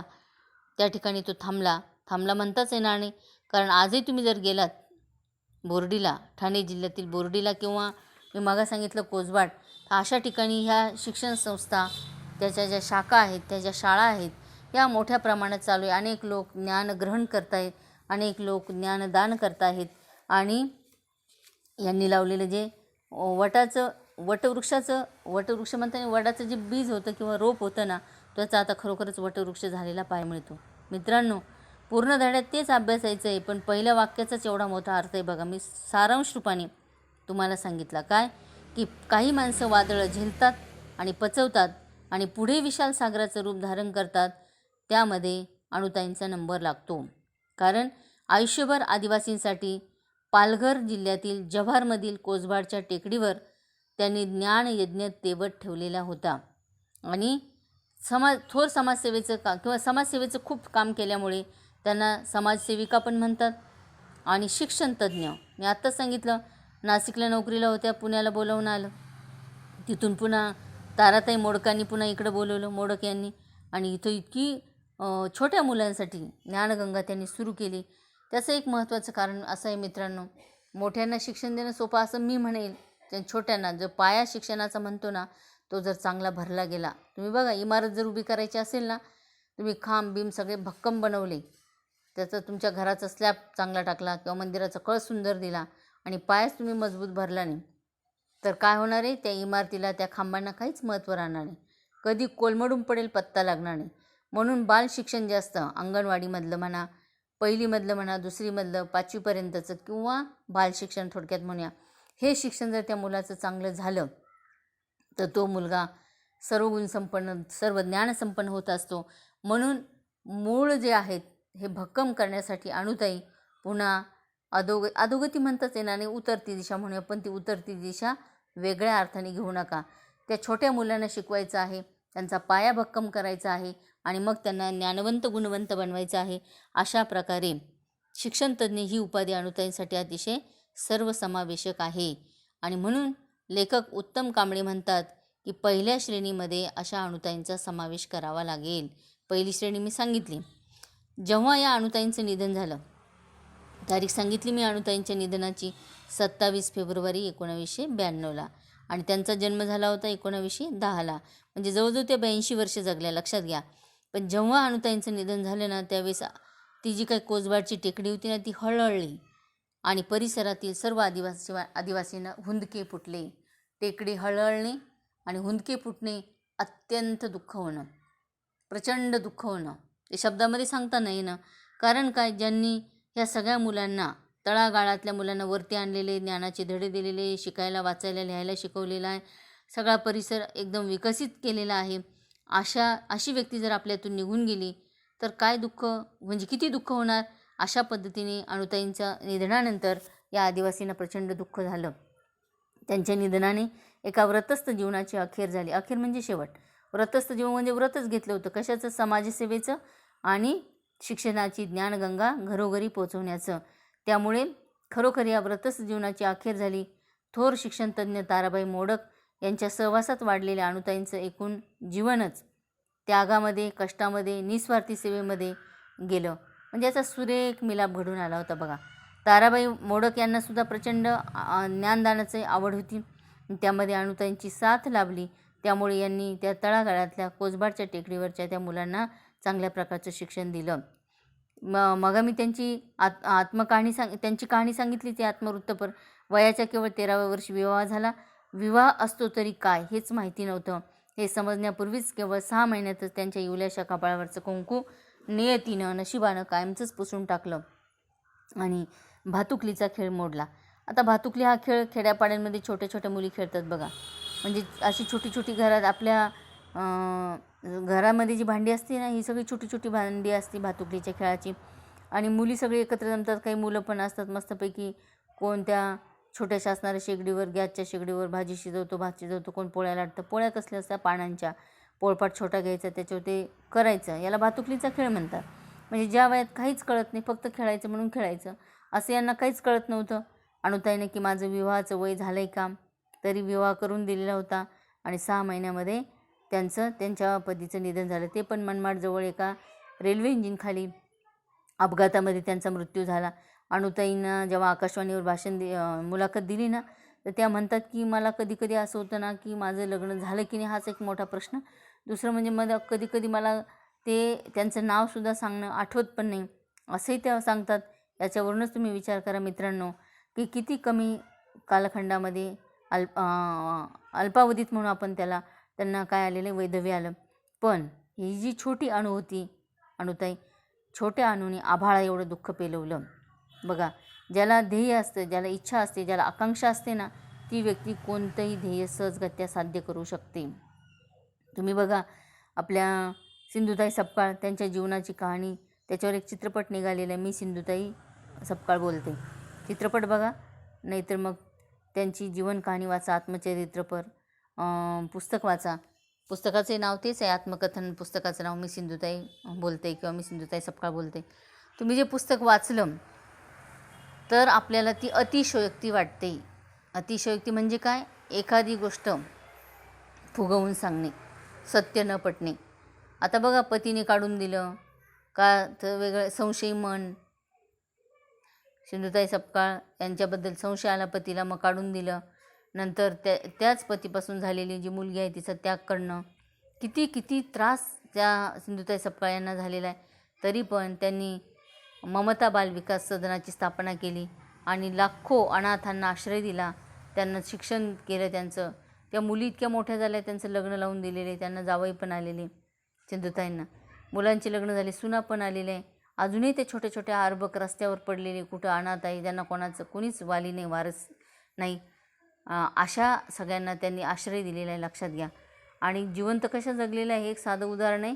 जळणाऱ्या प्रेतावरती वाहिलेला जो भात असतो ना, त्या भाताच्या जसं आपण हे बनवतो पराठा, तसा बनवायचा. म्हणजे असा थापायचा हातावर गोळा, तो त्या याच्यावरती स्मशानाच्या त्या जळणाऱ्या लाकडांवर भाजायचा आणि मग खायचा. बाळ छोटं होतं, त्याला भूक लागलेली होती, अशा प्रसंगातून गेलेल्या तरीसुद्धा, आणि त्या बाळाला गोठ्यात जन्म दिलेला, स्वतःची बाळाची आणि त्याची जडलेली नाळ स्वतः त्या दगडाने खांडणाऱ्या सिंधुताई, लक्षात घ्या. संकट फार भयानक आहे. या सिंधुताई सपकाळांनी असं जीवन, आता पहिले जेव्हा आपण व्याख्या केली ना, काही माणसं वादळं झेलतात, पचवतात आणि पुढे विशाल सागराचं रूप धारण करतात, तशा अणुताई आहेत ना, छोटी अणुताई पण आभाळा एवढं दुःख पेलणारी, तसंच छोट्या सिंधुताई पण आभाळा एवढं दुःख पेलणाऱ्या, अशा अनेक स्त्रिया आहेत. संतोष महाडिक यांची पत्नी स्वाती महाडिक, पतीच्या निधनानंतर कर्नल संतोष महाडिक, पतीच्या निधनानंतर त्यांनी किती वादळं पेलली. वादळ म्हणजे ते ज्या वाटेने आले त्या वाटेने, म्हणजे जे ध्येय होतं त्यांचं, त्या ध्येयानुसार त्यांनी आपल्या पतीचं पद स्वीकारलं, ते शिक्षण घेतलं. अरुणिमाची गोष्ट घ्या, त्यांच्या पायाच्या वरून कितीदा ती रेल्वे गेली, तरी पण ऑपरेशन झाल्यानंतर एव्हरेस्टसारखं शिखर सर करून जाणाऱ्या अनेक स्त्रिया आहे, अनेक पुरुष पण आहेत. परंतु असणारं दुःख विचारात न घेता किंवा कोलमडून न पडता त्याच्यातून मार्ग काढण्याची ताकद त्यांच्यामध्ये इतक्या मोठ्या प्रमाणात आहे ना. त्यामधल्या अणुताई होत्या की छोट्याशा अणूनं आभाळ एवढं दुःख पचवलं. कोलमडून टाकणारं वादळ आलेलं होतं. पतीचं निधन झालं ना, काही स्त्रिया म्हटलं, अरे बापरे, एवढ्या अल्पवयात निधन झालं, आता माझं काही खरं नाही. रडगाणं गात बसल्या असत्या, शिक्षण घेतलं नसतं, कष्ट करणे, स्वतःपुरतंच बघणं असं केलं असतं. परंतु नाही, त्यांनी ते पचवलं. ताराबाईंनी त्यांच्या डोळ्यातले अश्रू पुसले. दुःख जाणलं होतं, ते त्यांना योगायोगाने भेटल्या आणि कशा पद्धतीने त्यांच्याकडून सत्कार्य घडत गेलं बघा. दुःखाचा डोंगर टाचेखाली चिरडत, म्हणजे दुःखाला काय मानायचं आहे, आता डोंगर कधी टाचेखाली चिरडता येतो का हो, हे पण कशाचं उदाहरण आहे, अतिशयोक्ती अलंकाराचं आहे. परंतु मराठी भाषा एवढी समृद्ध आहे मित्रांनो, की एखादी भावना तुमच्या मनापर्यंत पोचवायची असेल ना, ही भाषा कामी येते. म्हणून म्हणतात, मराठी माध्यमांच्या शाळेमध्ये शिक्षण घ्या. दुःखाचा डोंगर टाचेखाली चिरडत म्हणजे काय झालेलं आहे, अतिशय दुःख आलेले, म्हणून त्याला दुःखाचा डोंगर म्हटलेलं आहे. टाचेखाली चिरडायचं म्हणजे काय हो, आता एखादी छोटीशी मुंगी असते, चालता आपण पाय दिलं की ती चिरडली जाते, मरते. हा डोंगर आहे, तरी टाचेखाली चिरडायचं आहे. मग किती मोठा डोंगर होता त्यांचं, मी सगळं आधी त्याच्यामुळेच त्यांची जीवन कहाणी तुम्हाला मी सांगितली. मग त्यामध्ये ह्या दुःखाचा डोंगर टाचेखाली चिरडत म्हणजे एवढं मोठं दुःख, ते पुन्हा ते सुद्धा काहीच न मानणं, असं करत करत ते जिद्दीने उभ्या राहिल्या आणि कधीच पराभूत झाल्या नाही. पुन्हा कधीच अपयश त्यांनी स्वीकारलं नाही. आली समस्या तरी त्यातून पुन्हा मार्ग काढत त्यांनी पुढे गेल्या. स्वतः शिक्षण घेणं सुरू केलं. बाहेरनं अभ्यास करून मी मागा सांगितल्याप्रमाणे पदवी परीक्षा वयाच्या 51व्या वर्षी त्यांनी दिली डिग्री. आज आपण 51 वर्ष वयाची झाल्यानंतर की काय म्हणतो, बापरे आता फार थकवा येतोय बाबा. मी तर 51 नाही 40 म्हणते, 40 उलटली की म्हणतो बाप 40 उलटते, आता काही खरं नाही, आता आजार वगैरे सुरू होणार आहे, आपल्याकडनं काही काम होणार नाही. पण अणुताईंचं वय वर्ष 51 होतं तेव्हा त्यांनी पदवी परीक्षा पास केली. केवढा उत्साह ज्ञान मिळवण्याबाबत. त्यांच्याकडनं प्रेरणा घ्या मित्रांनो. आणि हा पाठ मी प्रत्येक पाठाच्या वेळेस तुम्हाला सांगते, जो पाठ तुम्हाला अभ्यासासाठी दिलेला आहे त्याची आणि तुमच्या जीवनाची सांगड घाला. पाठातून तुम्हाला काहीतरी शिकायचं आहे, जीवनासाठी काहीतरी घ्यायचं आहे, त्याचं अनुकरण करायचं आहे, तसं आचरण करायचं आहे. म्हणून स्वतः शिक्षण घेणं सुरू केलं आणि मग पदवी परीक्षा पास झाल्या. समाज व्यवस्थेमध्ये पिचलेले जे असंख्य आदिवासी होते त्यांच्या घरोघरी ज्ञानगंगा नेण्याचं व्रत स्वीकारलं. बालग्राम शिक्षण केंद्रानं, बालग्राम शिक्षण ही एक त्यांची शिक्षण संस्था होती. या शिक्षण संस्थेनं म्हणजे त्या केंद्राने सुरू केलेल्या ज्या शाळा होत्या ना, त्या शाळेमध्ये पूर्व प्राथमिक शाळेमध्ये कार्यकर्ती म्हणून त्यांनी कामाला प्रारंभ केला. ताराबाई मोडक असताना फक्त कार्यकर्ती म्हणून सुरुवात करून टाकली. ती संस्था होती, त्या संस्थेमध्ये काम करणारी ती कार्यकर्ती. पण जेव्हा ताराबाई मोडक यांचं निधन झालं ना, त्या निधनानंतर मात्र यांच्याकडे संचालक पद आलं, संस्थेचं संचालक पद आलं. संस्था कोणती आहे, बालग्राम शिक्षण, म्हणजे छोट्या मुलांचं गावामध्ये शिक्षण देणारं केंद्र. तर अशा पद्धतीने त्यांना मग पदोन्नती मिळाली, संचालक झाल्या. आणि ताराबाईंनी या कोसबाडच्या टेकडीवर जे शिक्षणरूपी रोपटं लावलेलं होतं ना, त्या रोपट्याचं पुढे अणुताई वाघांनी वटवृक्षामध्ये रूपांतर केलं. मग त्यांच्या मनात वेगवेगळ्या कल्पना आल्या. त्या शिक्षणाची त्रिसूत्री म्हणा किंवा कामाची त्रिसूत्री कोणती होती बघा, वेगवेगळ्या कल्पना, शिक्षणासाठी वेगवेगळी क्षेत्र, सातत्याने नवीन प्रयोग करणं. आता याचा फार मोठा अर्थ आहे. वेगवेगळ्या कल्पना म्हणजे काय, मुलांना शिकवायचे मग असं काही नाही की पुस्तक घ्यायचं वाचून दाखवायचं संपलं असं नाही. समजा गणित विषय शिकवायचा आहे, मग त्या कल्पना वापरणार, मुलांना काय करणार, बाहेर नेणार. सिंधुताई नावाच्या शिक्षिका एक, त्या आता या कोसबाडच्या शिक्षण संस्थे, म्हणजे तेव्हा त्यांनी शिक्षण संस्थेत शिक्षिका म्हणून काम केलं अनुताई असताना, दुसरी शिकवायच्या. तर त्या म्हणाल्या की मला प्रश्न पडला होता की आता मुलांना कसं शिकवायचं. अनुताई म्हणाल्या कसं शिकवायचं काय, तुम्हाला जी कल्पना सुचेल तसं शिकवा. एकदा काय झालं म्हणे की मुलं काय करायचे, ते सिंधुताई सांगतात, मुलं काय करायचे की शाळेमध्ये यायची आणि फळ्यावर थोडं काही लिहायला लागले की लगेच मुलं पळून पण जायची. मला प्रश्न पडला आता या मुलांना काय करायचं. मग मी म्हणाले मुलांनो फक्त एक काम करा, तुम्हाला जर वर्गातून जायचं असेल ना, जाताना म्हणा जाऊ का बाई, मी जाऊ देईल. येताना म्हणा येऊ का बाई, मी येऊ देईल. पण पळून जायचं नाही. मुलांनी तो धडा घेतला आणि मग त्यांना सवय लागली, जाऊ का येऊ का विचारून जायला लागले. एकदा एक असाच घाबरट मुलगा होता. त्याला असं वाटलं आपण असं करूया, आज शाळेमध्ये मस्तपैकी बोरं घेऊन जाऊ. म्हणून त्याने काय केलं, बोरं शाळेत आणली आणि तो म्हणाला येऊ का. पण त्याने खिडकीतूनच ते काय केले विचारलं, पण दरवाजाकडून ये असं म्हणण्याआधीच त्याने काय केलं, त्याला भीती वाटली की काय ते बोरं त्या खिडकीतून फेकून दिली. सगळे वर्गभर बोरं बरोबर पडली. मग एका मुलाला पाठवून त्यांनी त्या मुलाला बोलून घेतलं. सगळ्यांनी बोरं एकत्र जमा केले. तेव्हा बेंचेस वगैरे काही नाही, मुलं उठले, ते बोरं होते ना ते पटपट पटपट जमा केले आणि एका ठिकाणी ठेवले आणि मग सगळ्यांना असे गोलाकार बसवलं. काय सांगते तुम्हाला मी, वेगवेगळ्या कल्पना शिक्षणाच्या बरं का. अनुताईंच्या कामाची त्रिसूत्री सांगते. जेव्हा सिंधुताईंनी त्यांना विचारलं कसं शिकवायचं, त्यांनी आयडिया दिली, बघा तुम्हाला जशी कल्पना येईल तसं शिकवा. मग कल्पना कशी आली बघा यांना. तर त्यांनी असं केलं, सगळ्या मुलांना गोल बसवलं आणि सांगितलं चल तुला हे 4 बोरं. पण वाटताना कसं वाटलं माहिती का, तुला 4 बोरं बघ, 1 2 3 4. दुसऱ्याला देताना 1 2 3 4. तिसऱ्याला देताना 1 2 3 4. असं सगळ्यांना वाटले. आणि मग सांगितलं आता तुझ्याकडचे 4 बोरं याला द्यायची. पण कसं द्यायचे, त्याचे 4 मोजून मग पुढचे 4 मोज बरं. मग तो बरोबर मोजायला लागला. त्याचे स्वतःचे किती होते 4 मोजले, पण त्याने परत 1 2 3 4. आणि दुसरा जेव्हा द्यायला लागला तर त्याने कसे मोजले 5 6 7 8. मग सिंधुताई म्हणाले थांबा, काय आता तुम्हाला हे जे तू केलं ना, सगळ्या मुलांना लक्ष द्या, याने जे केलं हे काय झाली बेरीज. तुम्हाला गणित शिकायचं ना, बेरीज म्हणजे काय, याच्याकडे आधी किती बोरं होते, मुलं म्हणाले 4. मग याच्याकडे किती, याने किती दिले, त्याच्याकडचे 4, सगळ्यांना 4 4च दिलेले होते, म्हणाले 4.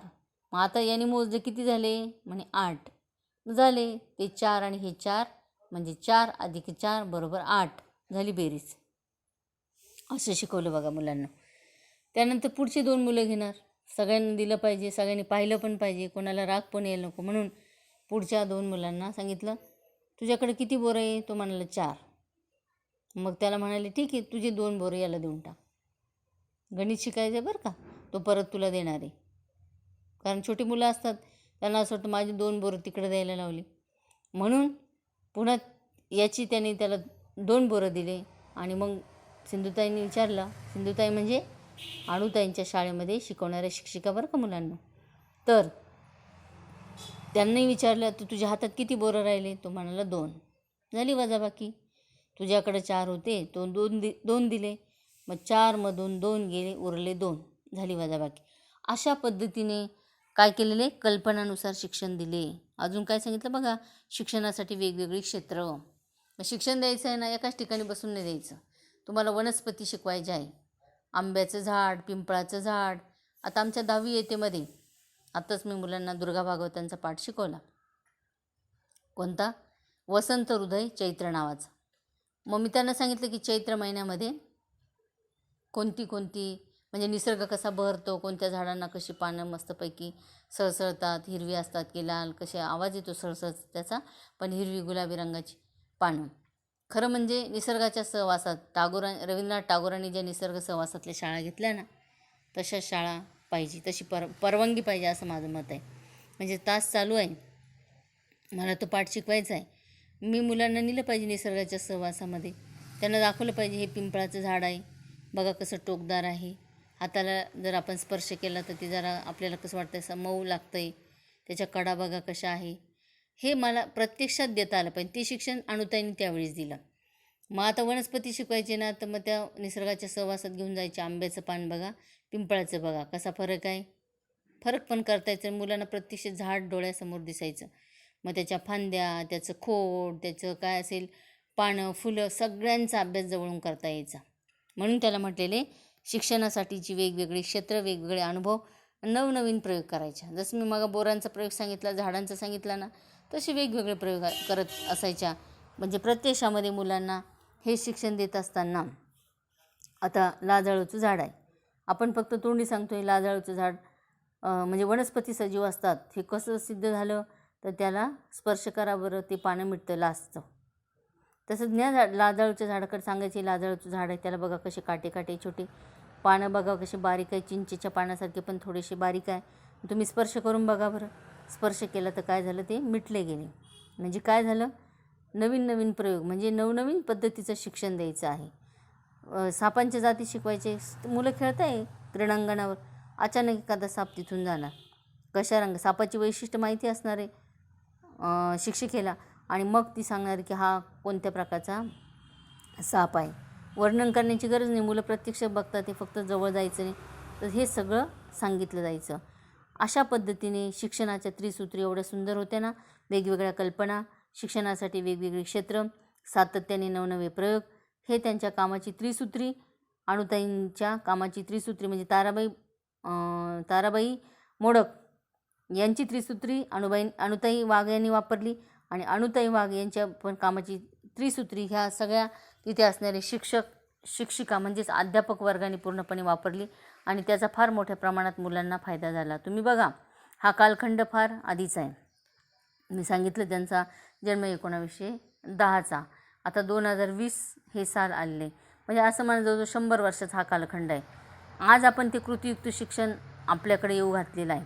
प्रत्यक्ष मुलांना कृतीद्वारे ते शिक्षण द्या. तरी पण प्रत्येक ठिकाणी त्याला ज्ञानरचनावाद वगैरे वगैरे आपण म्हणायला लागलेलं आहे, पण प्रत्येक ठिकाणी हे सगळं साध्य होतं आहे असं मला नाही वाटत. थोडक्यात सांगायचं तात्पर्य असं की भाकरीच्या शोधात आयुष्य गमावणाऱ्या आणि दारिद्र्याचा शाप कपाळावर घेऊन फिरणाऱ्या असंख्य आदिवासी बालकांना अणुताईंनी आपल्या कर्तृत्वाच्या पंखाखाली आश्रय दिला. आश्रय देणे म्हणजे काय, सहारा देणे. जसं वाक्यात उपयोग करण्यासाठी जर आलं तर आपण म्हटलं पाहिजे, सिंधुताई सपकाळ यांनी अनाथांना आपल्या पंखाखाली आश्रय दिला, म्हणजेच काय, सहारा दिला. आता ही जी कोसबाडची टेकडी होती ना, त्या टेकडीवरती ती जे लोक राहतात आदिवासी भागातले, कुठलाही आहे आदिवासी भाग, ते लोक तसेच आहे, फिरायचं आहे आणि भाकरीच्या शोधातच फिरतात. मिळालं, आजची गरज भागली, आज केलेल्या कामाचा मोबदला मिळाला, त्याच्यामधून काय असेल मीठ मिरची पीठ सगळं मिळालं, पोट भरलं, आजचा दिवस गेला. उद्या आपल्याला काम करायचं आहे, त्याचा मोबदला मिळवायचा, पोट भरायचं, बस एवढंच. अन्न वस्त्र निवारा, ह्या ज्या मूलभूत गरजा पूर्वी मानल्या जायची एवढ्याच ते भागवतात, आणि त्या पण खूप चांगल्या अशा नाही. पोट भरलं, पुष्कळ झालं, भाकरी मिळाली, भाजी मिळाली, नाही मिळाली तर मिरची मिळाली, पोट भरलं, बस झालं. आता आपल्या काय झालेल्या गरजा बघा, अन्न वस्त्र निवारा, शिक्षण, आरोग्य, या गरजा, मूलभूत गरजा आता आपल्या झालेल्या आहे, पूर्वी तशा नव्हत्या. मग आदिवासी भागात आजही लोकांच्या तशाच गरजा आहे. शिक्षणापेक्षा, आरोग्यापेक्षा फक्त खायचं जगायचं, खायचं जगायचं एवढंच त्यांचं उद्दिष्ट आहे. म्हणजे थोडक्यात काय, फक्त भाकरीचा शोध घ्यायचा आणि आयुष्यभर तसंच जगायचं, नंतर आयुष्य गमवलेलं असतं. म्हणजे प्रत्येकाला मृत्यू येतो, आणि दारिद्र्याचा शाप कपाळावर, म्हणजे सतत दरिद्री. चैनी जीवन तर त्यांच्या नशिबी नाहीच. अंग झाकेल एवढा कपडा पण त्यांना मिळत नाही, फक्त लज्जारक्षणापुरता कपडा, पोट भरेल एवढं अन्न, ते पण भरेल असं सांगता येत नाही. अशा प्रकारे असं जीवन जगणारे असंख्य आदिवासी जे होते ना, त्यांची बालकं, या बालकांना अणुताईंनी स्वतःच्या कर्तृत्वाच्या पंखाखाली आश्रय दिला, मायेची ऊब दिली. आता मायेची ऊब म्हणजे त्या काय करायच्या माहिती का, स्वतः त्या मुलांना शाळेत बोलवलं ना तर नाऊ माकू घालणं, आंघोळ घालणं, खायला देणं, मुले असतील तर त्यांची वेणीफेणी करणं. अर्थात तुम्हाला माहिती का हे मुलं कसे असायचे, तर मी मागा सांगितलं ना, एक शिक्षिका सिंधुताई स्वतः सांगतात की हे मुलं असे असायचे ना, त्यांचे कपडे तर पूर्णपणे मळकटलेले असायचे. त्याच्यानंतर केस वाढलेले, केसांचं जंगलात प्राणी. आता प्राणी कोणते तुम्ही बरोबर ओळखला असेल. मित्रांनो सांगा, असं जीवन जगणारे हे जे होते, यांना मायेची ऊब देणाऱ्या, जवळ घेतल्या तोंडावरून हात फिरवणाऱ्या, त्यांना खायला प्यायला देणाऱ्या, त्यांना शिक्षणाची गोडी लावणाऱ्या, जसं महात्मा फुलेंनी केलं होतं बघा. आपलं शिक्षण म्हणजे आपल्या शाळेमध्ये, पुण्याला जेव्हा त्यांनी शाळा काढली भिडेवाड्यामध्ये, मुली आल्या पाहिजे म्हणून त्या मुलींना ते स्वतः हे करत असायचे, खाऊ द्यायचे दररोज. विस्कटलेले केस असायचं, कंगवा वगैरे त्यांच्याबरोबर असायचा. सावित्रीबाईंना सांगायचे त्यांचे केस वगैरे विंचरून देणं, सगळं ते करायचे. म्हणून मुलींची संख्या वाढत वाढत वाढत इतकी झाली. आज तुम्ही बघा टी व्हीवर बातम्या जर पाहिल्या ना, तर 12वीचा निकाल लागला, मुली आघाडीवर, मुलींचा निकाल जास्त. 10वीचा निकाल लागो, तसंच वक्तृत्व स्पर्धा मुलीच पहिल्या, सहभाग मुलींचा, सांस्कृतिक कार्यक्रम मुलींचा सहभाग, मुली शिक्षणात पुढे. हे सगळं श्रेय कोणाला द्या? अणुताई वाघांना द्या, सावित्रीबाई फुलेंना द्या, अनेकांनी, ज्या स्त्रियांनी, ताराबाई मोडक यांना द्या, ज्यांनी स्त्रियांना पुढं आणण्याचं काम केलं, अशा सगळ्यांना द्या. म्हणून या ठिकाणी असंख्य मानांमध्ये ज्ञानाची ज्योत पेटवण्याचं काम त्यांनी केलं अणुताई वाघांनी. त्या फक्त शिक्षिकाच झाल्या असं नाही, शिक्षिका, मार्गदर्शिका, कार्यकर्त्या, विचारवंत, लेखिका अशी विविध रूपे व्यक्त करत त्यांनी आदिवासींमध्ये चांगलं स्थान मिळवलं. आता मी मग तुम्हाला वाचून दाखवलं अणुताई वाघांनी काय काय पुस्तकं लिहिली. म्हणजे लेखिका आहे. विचारवंत म्हणजे काय आहे, तर या लोकांच्या समस्या सोडवण्यासाठी काय केलं पाहिजे. कार्यकर्त्या प्रत्यक्ष कृती करायच्या. मार्गदर्शक म्हणजे काय, कोणाला काही अडचण आली तर त्या ठिकाणी लगेच समस्या उकलण्याचं मार्गदर्शन त्यांच्याकडे असायचं. हे प्रत्यक्ष सगळं काम त्यांनी केलं. रानावनामध्ये भटकणाऱ्या आदिवासींना व्यावहारिक शिक्षण दिलं. बघा आपल्याकडं कसं शिक्षण आहे, आपल्याकडं कॉमर्स वाणिज्य शाखा आहे. या वाणिज्य शाखेमध्ये अकाउंट विषय आहे, परंतु याच्यामध्ये मुलं जर बँकेत गेले तर मग कशा पद्धतीने तो चेक वटवायचा वगैरे ही पण कल्पना त्यांना नसते. पण इथं प्रत्यक्ष व्यावहारिक शिक्षण म्हणजे काय तर बघा, तर हे आदिवासी लोक आहेत ना, त्यांच्या त्या आदिवासी भागामध्ये जे काही पिकतं, मग काय असू द्या, झाडाचा डिंका असू द्या, करवंद असू द्या, करवंदीच्या जाळी अनेक असतात ते असू द्या, जांभळं वगैरे जे काही मिळतं ना त्या जंगलामध्ये ते आणायचं. तिथं पळसाचं झाड असतं, त्या पळसाच्या झाडाचे द्रोण बनवायची. अनेक काटक्या असतात, म्हणजे छोट्या छोट्या, त्या तोडायच्या. त्याला काय करायचं, जोड द्यायचा. तुम्ही त्याला जॉईंट देणं म्हणतात. कशाला? पळसाच्या पानांना त्या काटक्यानी जोड द्यायचा. जोड दिल्यानंतर त्याच्यामध्ये म्हणजे द्रोण तयार होतं. त्या द्रोणामध्ये ते फळं टाकायचे, डिंक असेल, करवंद असेल, काय असेल जे पिकतं ते टाकायचं. आणि अशा पद्धतीने ते त्या ठिकाणी रस्त्यावरती विकण्यासाठी उभं राहायचं. आलेल्यांना त्याचा भाव सांगायचा, ते फळं द्यायचे त्या द्रोणामधले आणि त्याच्या बदल्यात पैसे घ्यायचे. असे व्यावहारिक शिक्षण त्यांनी प्रत्यक्षामध्ये दिलेलं आहे. म्हणजे आपल्याला दैनंदिन गरजा पूर्ण करण्यासाठी जे आवश्यक असतं ना, अशा प्रकारचं शिक्षण त्यांनी दिलं. जाणीवपूर्वक दिलं, उपयुक्त ठरणारं औपचारिक शिक्षण देणं खूप, त्यांनी सांगितले नाही, आयुष्यामध्ये उपयुक्त ठरणारं औपचारिक शिक्षण देणं खूप अवघड. त्यासाठी आवश्यक असते भविष्याचा वेध घेणारी दूरदृष्टी आणि धडपड. या दोन्ही गोष्टी अणुताईंकडे होत्या. त्यामुळे त्यांना वेगवेगळे प्रयोग करताना कसलीच अडचण भासली पण नाही. ज्याला इच्छा असेल ना त्याला मार्ग दिसतो, इच्छा असेल तर मार्ग दिसेल. त्याच्यामुळे त्यांना समस्या निर्माण झाली की मार्ग काढण्याची ताकद त्यांच्यात होती. पाश्चिमात्यांचा अभ्यासक्रम भाषांतरित करावासुद्धा लागला नाही. प्राथमिक शिक्षण म्हणजे एकूण शिक्षणाचा आणि आयुष्याचा भक्कम पाया असतो, याचं भान त्या कधीच विसरल्या नाही. मगच मी वर्णन तुम्हाला सांगितलं, साधारणतः अंगणवाडीपासून तर 5वीपर्यंत पूर्णपणे त्या मुलाला, त्या मुलीला जर आपण चांगल्या पद्धतीने शिकवलं ना, तो पाया भक्कम झाला तर पुढचं शिक्षणामध्ये ती व्यक्ती कधीच अडून पडत नाही. सगळं ज्ञान त्याला येतं किंवा सहजगत्या ते समजतं, आकलन होतं. अशा प्रकारचं शिक्षण द्यायला ते विसरल्या नाही. शिक्षणाच्या दिशाहीन प्रसाराचा ध्यास त्यांनी धरला नाही. म्हणजे आपण फक्त शिकवायचं आहे आणि त्याचा फायदा मुलांना काहीच होणार नाही असं शिक्षण असेल तर त्याचा उपयोग काय, अशा प्रकारचं शिक्षणसुद्धा त्यांनी कधी दिलेलं नाही. आपल्या मंद प्रकाशामध्ये मंदिर उजळून टाकणाऱ्या समयीप्रमाणे अणुताईंनी काम केलं. आता इथं मंद प्रकाश शब्दप्रयोग वापरलेला आहे. मी एक साधं उदाहरण सांगते. आपल्याकडे जे विजेचे दिवे असतात, तुम्ही त्याला लाईट म्हणतात. आपण बटन दाबलं फुल्ल प्रकाश पडतो, परंतु गेल्यानंतर पुन्हा अंधकार. तसं समयीचं नाही. समयीचं काय आहे, प्रकाश मंदच आहे, परंतु तो गरजेपुरता आहे, कायमस्वरूपी राहणार आहे. तेल तुम्ही टाकत राहा, ते कधीच काय होणार नाही, विझणार नाही. अशा पद्धतीने अणुताईंनी सलग काम केलं. प्रसिद्धीचा झगमगाट मिळवण्याचा हव्यास त्यांनी कधीच धरला नाही. मी मग त्यांचा परिचय करून दिला ना, त्यामध्ये मी तुम्हाला सांगितलं की अणुताईंना जे पुरस्कार मिळाले त्याच्यासाठी त्यांनी कधी शिफारसपत्र केलं नाही. आजकाल पुरस्कार मिळवायचे असेल तर काय करावं लागतं, फाईल 1, 2, 3, 4 फाईल बनवतात लोक पाहिलेले, त्याच्यामध्ये हे केलं ते असं टाकतात आणि मग ती फाईल दिली जाते जिथं तो पुरस्कार मिळणार आहे त्या ऑफिसला, त्या कार्यालयात.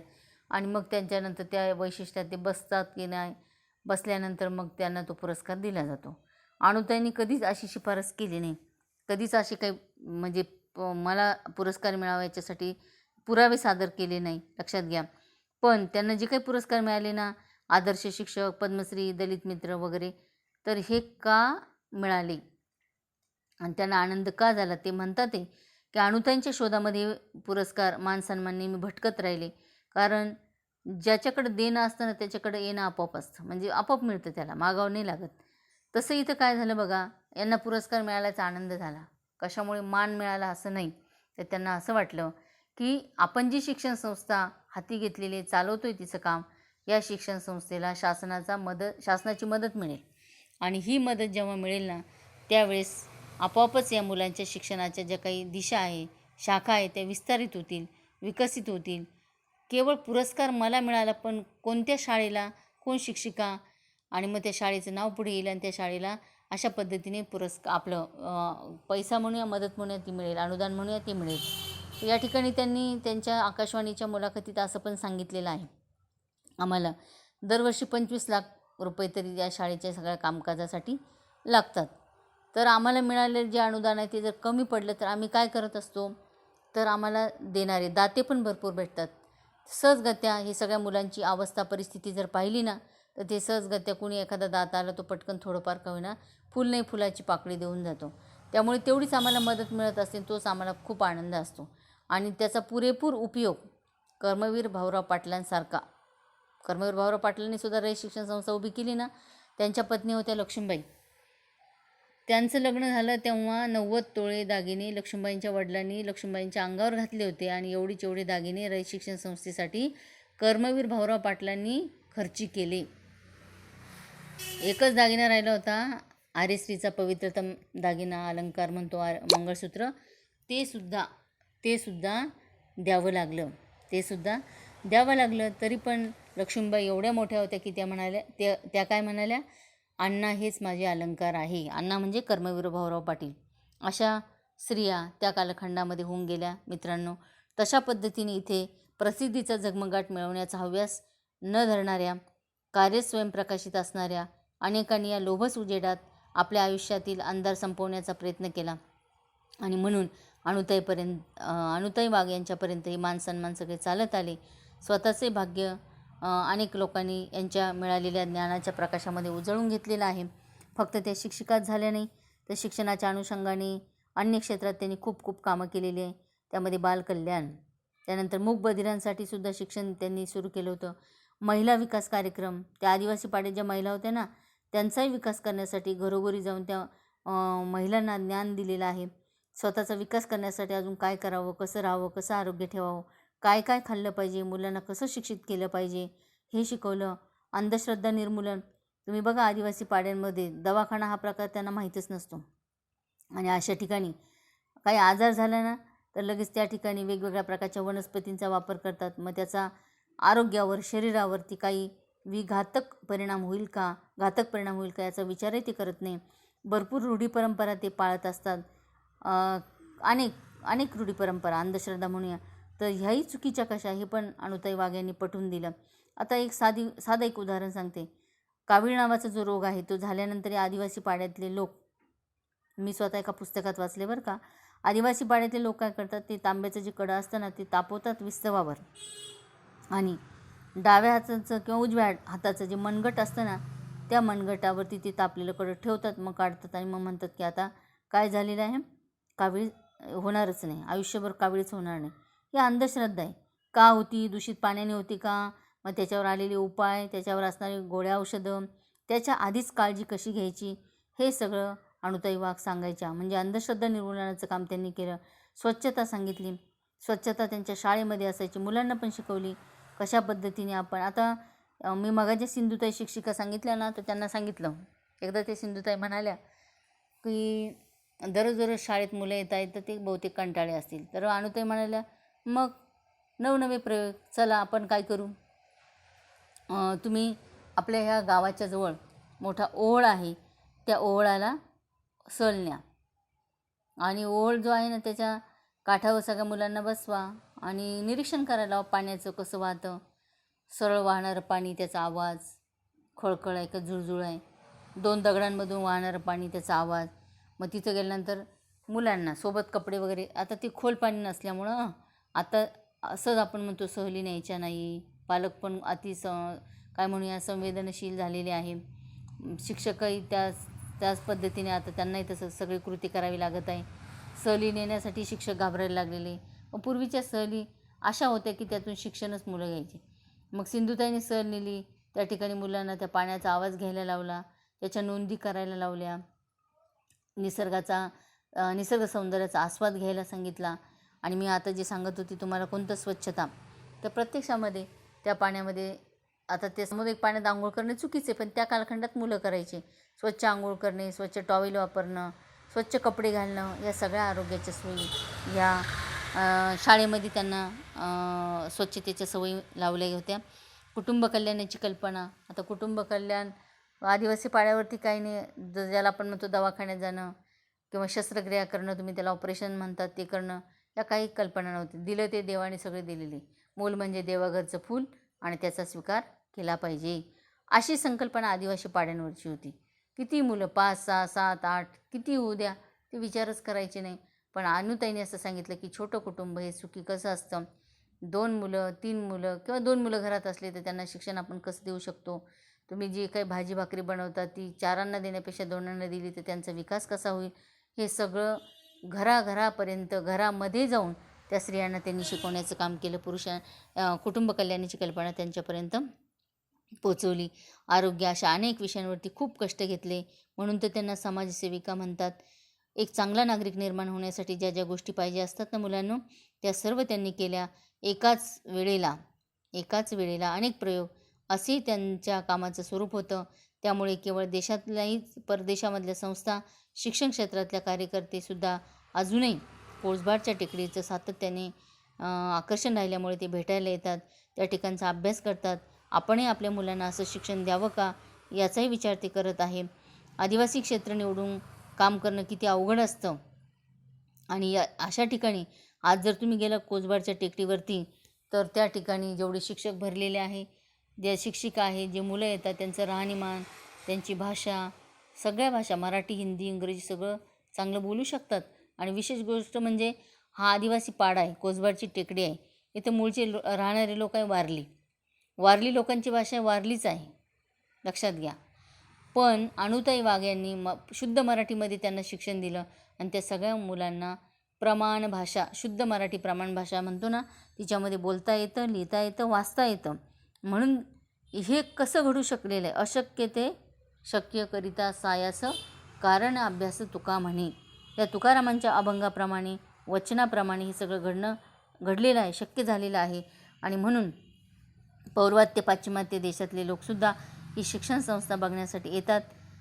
तर ज्यांच्यासाठी शिक्षणाचं व्रत चालवायचं, त्यांच्याही अशा कामाला प्राथमिक अवस्थेमध्ये त्यांचा विरोध होता. बघा, विरोध कसा होता हे सुरुवातीला तुम्हाला सांगितलं की मुलांना बोलवायला गेले ना, त्या बायका पण म्हणायच्या, काय म्हणायच्या की नाही हे शिक्षण घेण्यासाठी जर तुम्ही मुलांना नेलं, घरची कामं कोण करणार, आम्हाला पोटभर भाकरी खायला भेटेल का, आणि शिक्षणाने होतं काय, कोणाचं भलं झालं आमचं होणार आहे, पाठवत नव्हत्या बायका, अजिबात नाही. आता बघा, आपण उपक्रम राबवतो, शाळा तुमच्या भेटीला, शाळा गावाच्या भेटीला, बरोबर.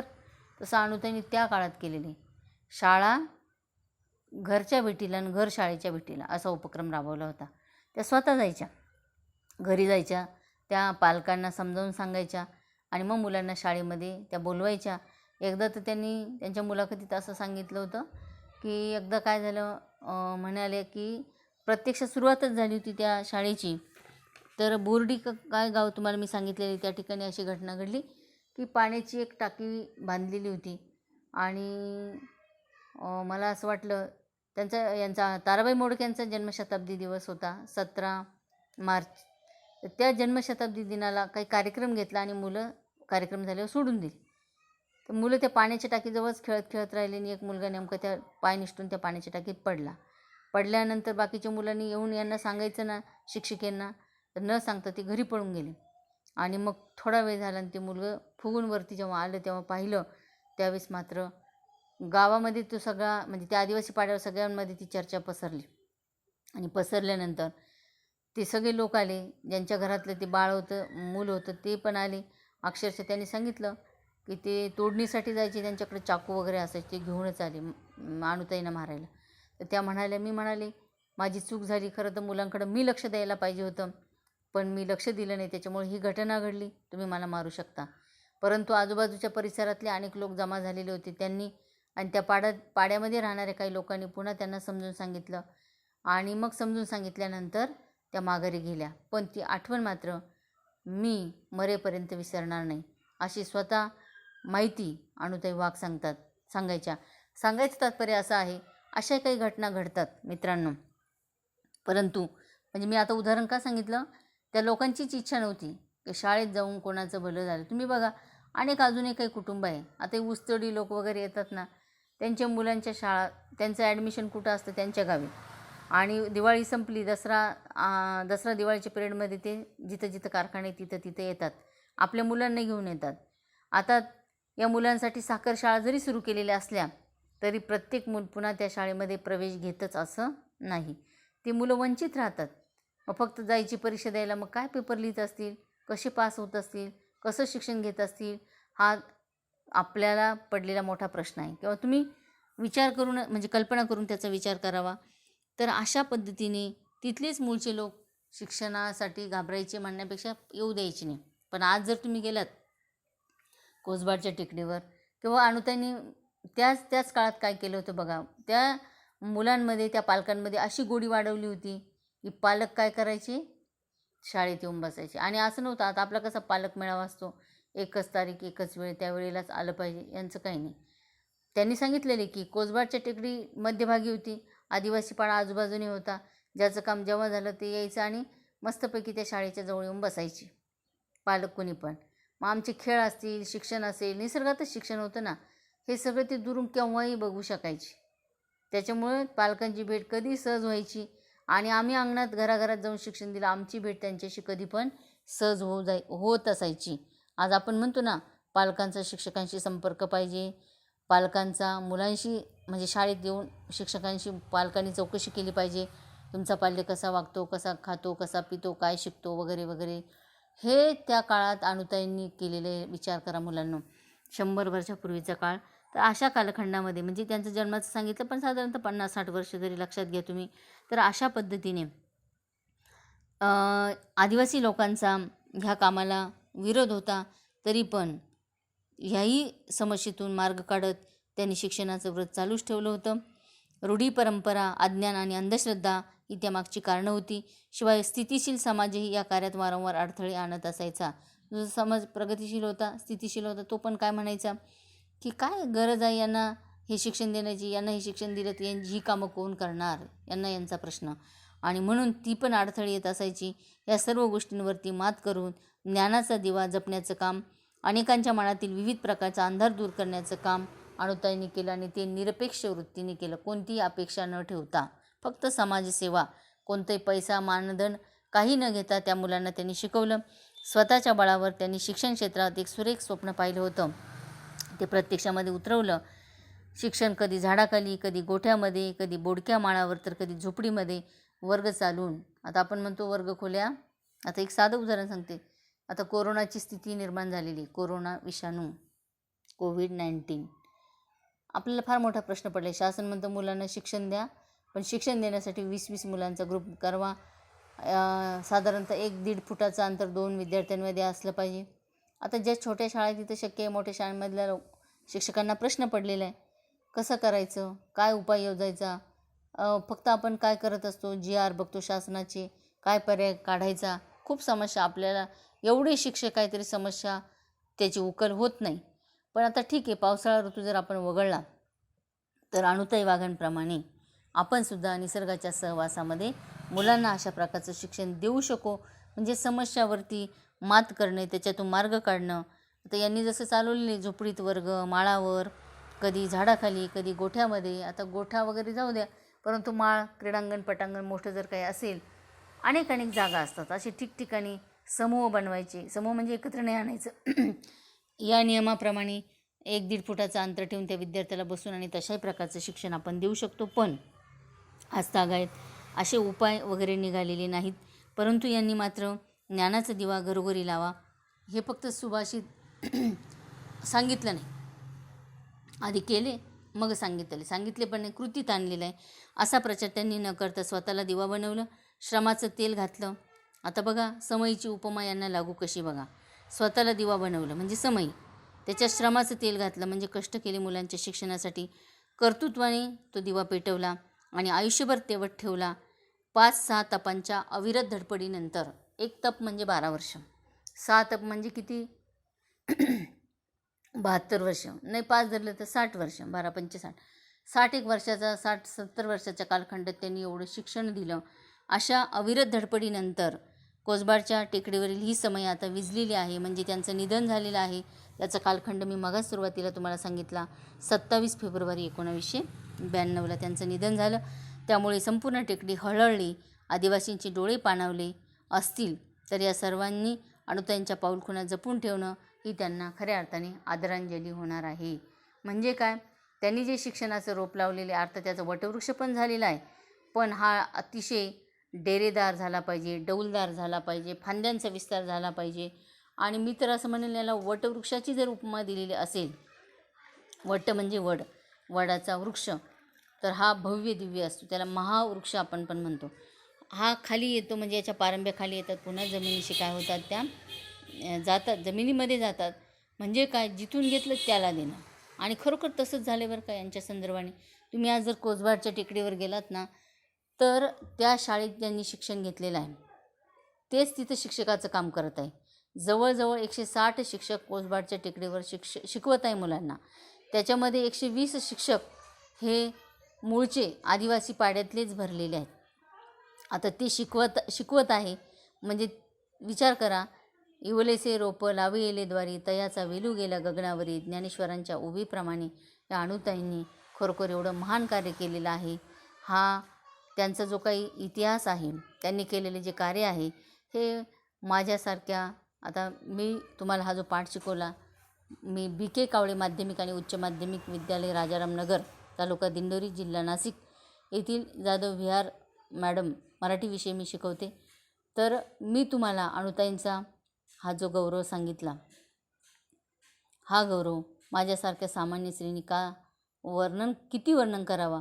माझ्याकडे शब्दमर्यादा मी सुरुवातीला सांगितले कमी आहे. प्रत्यक्षामध्ये आता हा माझा पाठ झाल्यानंतर तुम्हाला मी एक 2 व्हिडिओ क्लिप पाठवणार आहे. प्रत्यक्षामध्ये अणुताईंची कोसबाडची शाळाही तुम्हाला पाहता येईल. मी तुम्हाला ज्या सिंधुताईंचा शिक्षिकेचं उदाहरण दिलं ते पण बघता येईल. तिथल्या मुलांचा, तिथला परिसर, तिथल्या लोकांचं राहणीमान पाहता येईल. आणि आकाशवाणीने त्यांची घेतलेली मुलाखत, स्वतः त्यांचा आवाज पण तुम्हाला ऐकता येईल मित्रांनो. आणि विशेष गोष्ट म्हणजे या पाठाखाली दिलेला जो स्वाध्याय आहे, त्या स्वाध्यायाचे प्रश्न आणि उत्तरं तुम्ही वर्गपाठाच्या वहीत लिहा. आता त्यामध्ये प्रत्यक्षामध्ये हा जो काही दिलेला स्वाध्याय आहे, हा उद्या मी घेणार आहे. उद्याचा तास म्हणजे नेहमी सवयीने माझ्याकडनं बोललं गेलं, तर उद्या मी तुम्हाला या स्वाध्यायाची माहिती देणार आहे.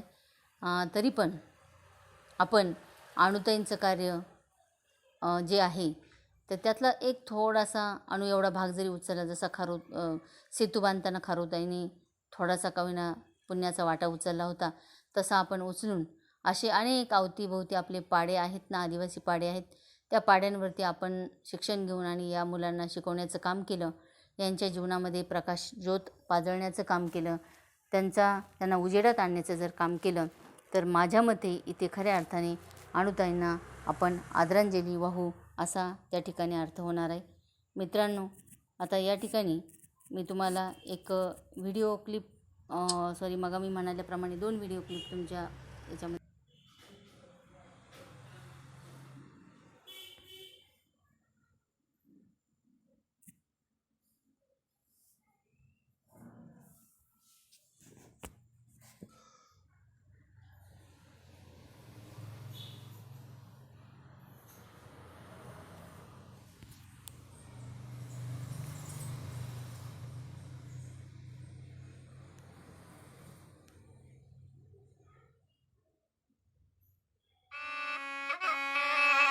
कोसबाडच्या टेकडीवरून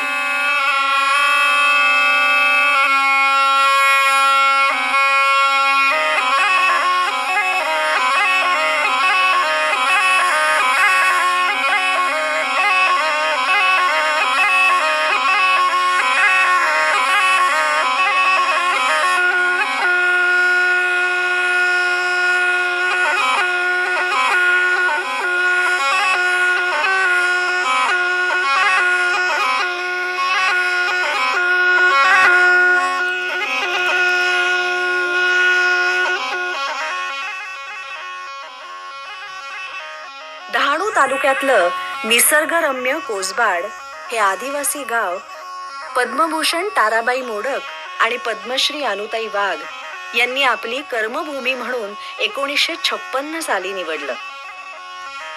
इथेच बाल शिक्षणाचे विविध प्रयोग त्यांनी केले. ताराबाई मोडक ह्या राजकोट येथे शासकीय ट्रेनिंग कॉलेजच्या प्राचार्या होत्या आणि त्यांना चांगला मोठा पगार, बंगला, मोटर सगळं होतं. परंतु त्यांनी जे ठरवलं की आपण आपल्या बालशिक्षणाला वाहून घ्यायचं आणि म्हणून त्या राजकोटच्या पदाचा त्याग केला. त्यांच्या भावनगरला आल्या. भावनगर इथे 1923 ते 1932 ही सतत 9 वर्ष पूज्य श्री गिजूभाई बधेका आणि ताराबाई यांनी मिळून बाल शिक्षण क्षेत्रात संशोधनपूर्वक काम केलं आणि भारतात पूर्व प्राथमिक शिक्षणाचा पाया घातला. मुंबईत 1936 साली दादर भगिनी समाजाच्या सहकार्यानं हिंदू कॉलनीतील जागेत शिशु विहारची स्थापना केली. गांधीजींनी त्यांच्या कामाचं खूप कौतुक केलं आणि म्हणाले, ताराबाई, तुमची बाल शिक्षणाची पद्धत ही मॉन्टेसरी सारखी आहे. इटलीतील मॅडम मॉन्टेसरीची तत्व स्वीकारा, पण त्याला भारतीय स्वरूप द्या. भारताची, भारतासाठी अशी बाल शिक्षण पद्धती निर्माण करण्याचा प्रयत्न करा. या चळवळीचा मोर्चा आता खेडेगावाकडे वळवला पाहिजे असं ताराबाईंना वाटू लागलं.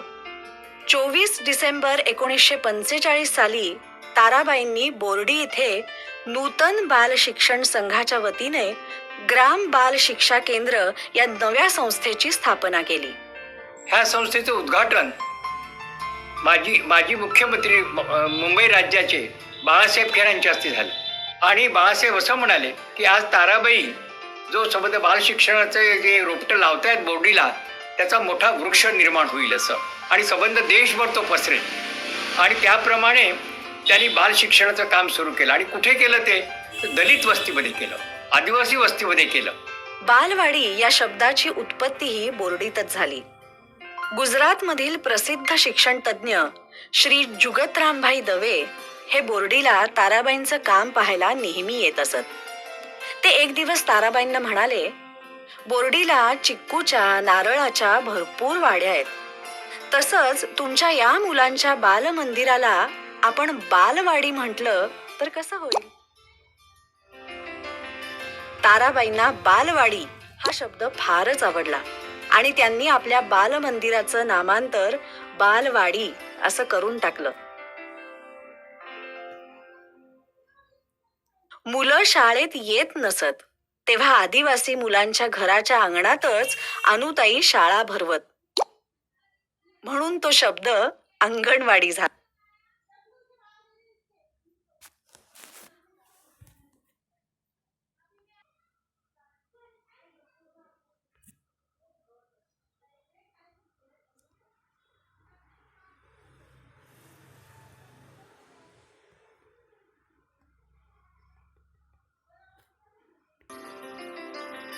ताराबाईंना बालवाडी हा शब्द फारच आवडला आणि त्यांनी आपल्या बालमंदिराचं नामांतर बालवाडी असं करून टाकलं.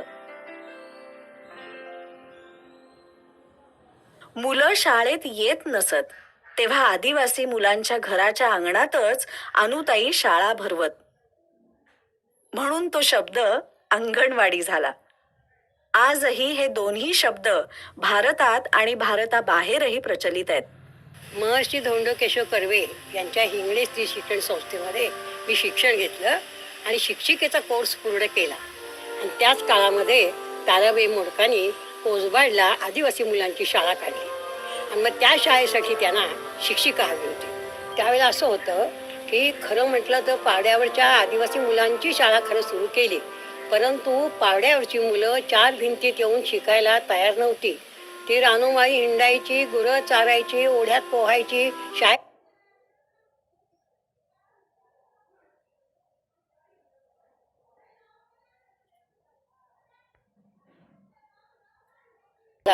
खूप प्रयत्न करावे लागले. मग त्यासाठी शाळा तर सुरू केली. मग ताराताईंनी काय ठरवलं, लहान गावातून घरी बसलेली मुलं जी असतील, पहिली दुसरी झालेली, तिसरी चौथी झालेली, कार्यकर्त्यांना पाठवून अशी मुलं गोळा केली. ती 52 मुलं त्यांचं बोर्डिंग सुरू केलं सध्या सुरुवातीला. मुलांनी शाळेत येण्यासाठी अनुताईंनी टाळ मृदुंग घेऊन दिंडी काढली. बैलगाडीतून मुलं आणली, त्यांना आंघोळी घातल्या, त्यांना औषध पाणी केलं. वैयक्तिक आयुष्यात मातृत्व न लाभलेल्या अनुताईंनी दलितांच्या आणि आदिवासींच्या मुलांना आपलं मानलं. मला सांगितलं पहिल्या दिवशी, सिंधुताई तुम्ही दुसरीचा वर्ग घ्या म्हटल्यावर मला पहिला आनंद झाला, आपण शिक्षिका झालो.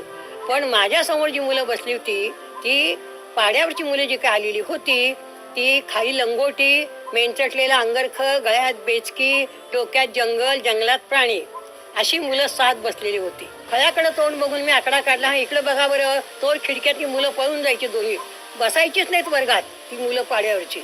आता काय करावं बाई? मग मी काय केलं, त्यांना विचारलं, मी तुम्हाला विचारीन, मी बाहेर जाऊ का तर जाईन, मी तुम्हाला विचारीन वर्गात येऊ का तर येईन, जाऊ का येऊ का, जाऊ का येऊ का. 3 दिवस झालं आमचं. मग तिसऱ्या दिवशी त्यांना म्हटलं मी, आपण असं रोज करायचं का रे? वर्गात येताना येऊ का विचारायचं, बाहेर जाताना जाऊ का विचारायचं, न सांगता जायचं नाही बाहेर. त्यांना सवय लागून गेली. नंतर 4 दिवसानं काय झालं, वंशाने किशाला सांगितलं, अरे किशा तू शाळेत का नाही येत? ती काचवाली ताई आहे ना, ती बेद बऱ्या गोष्टी सांग. मग तो किशा दुसऱ्याची बोरं घेऊन आला, इतकी बोरं घेऊन आला खिशातनं, आणि खिडकीशी उभा राहिला. तो वंशा सांगतो, ताई तो किशा नांग बोरं घेऊन आला आहे. तर तो ना किशा आला, त्याला बोलव. तर मला काय वाटलं, मी त्यांचा अजून अभ्यास केलेला नव्हता, मला वाटलं खिडकीशी आला म्हणजे वर्गात येईल तो. त्यानं बघितलं आपल्याला ताईनं येत नाही, त्याने जी बोरं फेकून दिली माझ्या तोंडावर, चष्म्यावर, सगळी वर्गभर बोरं झाली. मग बाहेर जाऊन त्याला मी गोंजारून घेऊन आले आणि म्हटलं, वा किशा आपल्याला बोरं आणली का, छान, आपण सगळ्यांनी बोरं खायची बरं का, पण आपण काय करूया गंमत, बोरं सगळी मध्ये केली. आणि मग त्यांना मोजायला, चला नवशाला 1 2 3 4, किशाला 1 2 3 4, मोजायला लावलं त्यांना. मग किशाची नवशाची बोरं एकत्र केली. आता पुन्हा मोजूया, 1 2 3 4 5 6 7 8, 8 बोरं झाली. याला म्हणायचं बेरीज. नवशाला मी 5 बोरं दिली, त्यानं 2 खाऊनच टाकली, ती बोरं खाऊन टाकली. मी याला म्हणायचं वजाबाकी. असं म्हणून त्या दिवशी मी बोरावरनं त्यांना गणित शिकवलं. ताराताईंचं एक होतं, कोणतीही गोष्ट अडचण म्हणायची नाही, उपाय लगेच त्याच्यावर तयार. ताराताईंनी सांगितलं, अहो अनुताई, मग ही तुम्ही जेव्हा सर्वे केला तेव्हा 100 मुलं आहेत म्हणाला पाड्यावरची म्हणून, मग ती कुठं गेली? तेव्हा अनुताई म्हणाल्या, अहो ताई ती सगळी गुरं चरायला जातात हो. असं का? मग गुरं चरायला जातात ना, मग तुम्ही तिथं जा, तिथं त्यांची शाळा घ्या. आणि सांगायचं विशेष म्हणजे ताराताईंनी बोलावं आणि अनुताईंनी झेलावं, अशा अनुताई होत्या. त्या दिवशी संध्याकाळी 5 वाजता कुरणावर गुरं चारत होती मुलं, तिथे प्राचार्य आणि अनुताई दोघेही गेले. मी निसर्ग आहे भोवती, तोच अभ्यास, पाटी पुस्तक फळा खडू वेळापत्रक काही नाही, निसर्गाची शाळा, झाडाखालची शाळा, आणि अशी कुरण शाळा. त्यावेळी 8-9 वर्षांची मुलं वाडीत आणि इतरत्र मजुरीला जात असत, म्हणून ती शाळेत येत नसत. ताराबाई आणि अनुताईंनी शाळेला जोडून उद्योग वर्गही सुरू केले. मुलं अर्धा वेळ काम करतील आणि अर्धा वेळ शिक्षण घेतील. त्यांनी तिला उद्योग शाळा हे नाव दिलं. अशा प्रकारे उद्यान शाळा, रात्रशाळा, प्रौढ प्रशिक्षण वर्ग, छंद वर्ग, निसर्ग भ्रमण आणि रंजन कार्यक्रम असे अनेकविध उपक्रम त्यांनी सुरू केले. कोसपाडला आणि अनुताईंच्या संस्थेमध्ये आमच्याकडे अण्णासाहेब कर्वे आले होते. त्यावेळेला अण्णासाहेबांनी ही संस्था पाहिली आणि त्यांना खूप मोठी धन्यता वाटली की ताराताईंनी आदिवासी भागामध्ये फार सुंदर काम सुरू केलेलं आहे, की जो भाग अगदी उपेक्षित असा होता, ज्या मुलांना कधीच अशी शाळेत येण्याची संधी नव्हती, त्या मुलांना सुंदर गाणी गोष्टी ऐकायला मिळतात, समूहामध्ये राहायला मिळतं, खेळायला मिळतं, स्वच्छता कशी राखावी ते त्यांना मिळतं. हे जे सगळं शिक्षण ताराबाईंनी सुरू केलं होतं ते पाहून अण्णासाहेबांना खूप मोठी धन्यता वाटली. ताराताई म्हणाल्या, मुलांच्या सहली नेता का? तर इथं कुठे न्यायची सहल म्हटलं. ओढ्यावर द्या त्यांना. ताई ते ओढ्यावर बोलून शाळेत येतात. मी म्हणलं तसं नाही शांताई. हे मोठ्या ताईंचा शब्द खऱ्या अर्थानं शिक्षण तज्ज्ञ ताराताई मला म्हणाल्या, मुलांना घेऊन जायचं, ओढ्याच्या काठावर बसवायचं. पाणी कसं वाहतंय? रेतीतनं वाहतं ते झुळझुळ झुळ, दगडातनं वाहतं ते खळ खळ खळ. त्यांना झुळझुळ खळखळ शब्द शिकवा असं ताराताई म्हणाल्या. आणि मग ते मला, आणि मग त्याच्यानंतर मी मग सहलीचं गाणंच एक लिहिलं. सांगा कुठे जायचे, कोण कोण तुम्ही यायचे, हो हो सर्वांनी जायचे, हो हो सर्वांनी यायचे. डोंगरावरी झाडी दाट, वळणा वळणाची वाट, ओढ्याचे मंजुळ गीत, ओंजळीने पाणी प्यायचे. सांगा कुठे जायचे, कोण कोण तुम्ही यायचे, हो हो सर्वांनी जायचे, हो हो सर्वांनी यायचे. Fingers and ले वरती इकडे eyes, year ears, nose, eyes, mouth, teeth, tongue. टंग बाहेर काढायची शे. धूम धूम ढोलका पी वाजा, आज आई आमची खूप खूप मजा. छान छान बावली, बावलीच्या नवरा, लगीन लागलं पसारा आवरा. ज्यावेळेस दारे किनारी मुलं आहेत ती थोडीशी घाबरी असतात, शाळेविषयी त्यांच्या मनात भीती आहे. पण जी बालवाडीतून येणारी मुलं आहेत ह्यांची भीती त्या बालवाडीत जाण्यामुळे खूप कमी झाली आहे. असावा सुंदर चॉकलेटचा बंगला, असावा सुंदर चॉकलेटचा बंगला, चंदेरी सोनेरी चमचमता चांगला, चंदेरी सोनेरी चमचमता चांगला. त्यामुळे ह्या खेडेगावात लोड सेटिंग असलं तरी पण मुलीचं जे हॉस्टेल आहे त्याच्यामध्ये लाईट जाणार. 1,000 रुपये द्या म्हणजे आमच्या बालवाडीतला एक मुलगा तुम्ही पालक योजना. I can play my bass drum dum dum dum.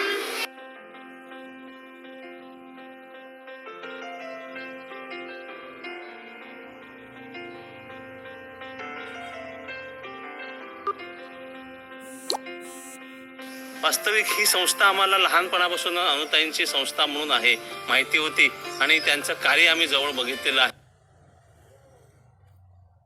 साली जेव्हा मला या ठिकाणी बोलावलं आलं तेव्हा मला आनंद झाला आणि मी या संस्थेला पासून कार्यरत आहे. बालवाड्यामध्ये ही शासनाची काही मदत नाही, म्हणून ही जनतेच्याच पैशाने दात्याच्या देणगीवरती ही बालवाड्या आणि पाळणाघरं चालतात. त्याच्याकरता आम्ही या संस्थेनं दूरस्थ पालक योजना म्हणून एक आम्ही योजना आखलेली आहे. म्हणजे पुन्हा नाशिक, धुळे, नागपूर इकडनं आम्ही आवाहन करतो कार्यकर्त्यांना, देणगीदारांना की तुम्ही 1,000 रुपये द्या म्हणजे आमच्या बालवाडीतला एक मुलगा तुम्ही स्वीकारला, पालकत्व स्वीकारलं. अशा प्रकारे आम्हाला दर महिन्याला लोक लांबून म्हणजे महाराष्ट्रामधले लोक देणग्या पाठवतात, 1,000 रुपये, 2,000 रुपये. आणि ह्या दृष्टीने आम्ही त्या बालवाड्यामध्ये दररोज त्यांना पोषण आहार देतो आणि कार्यकर्त्यांना, बालवाडी सेविकांना आम्ही मानधन देतो.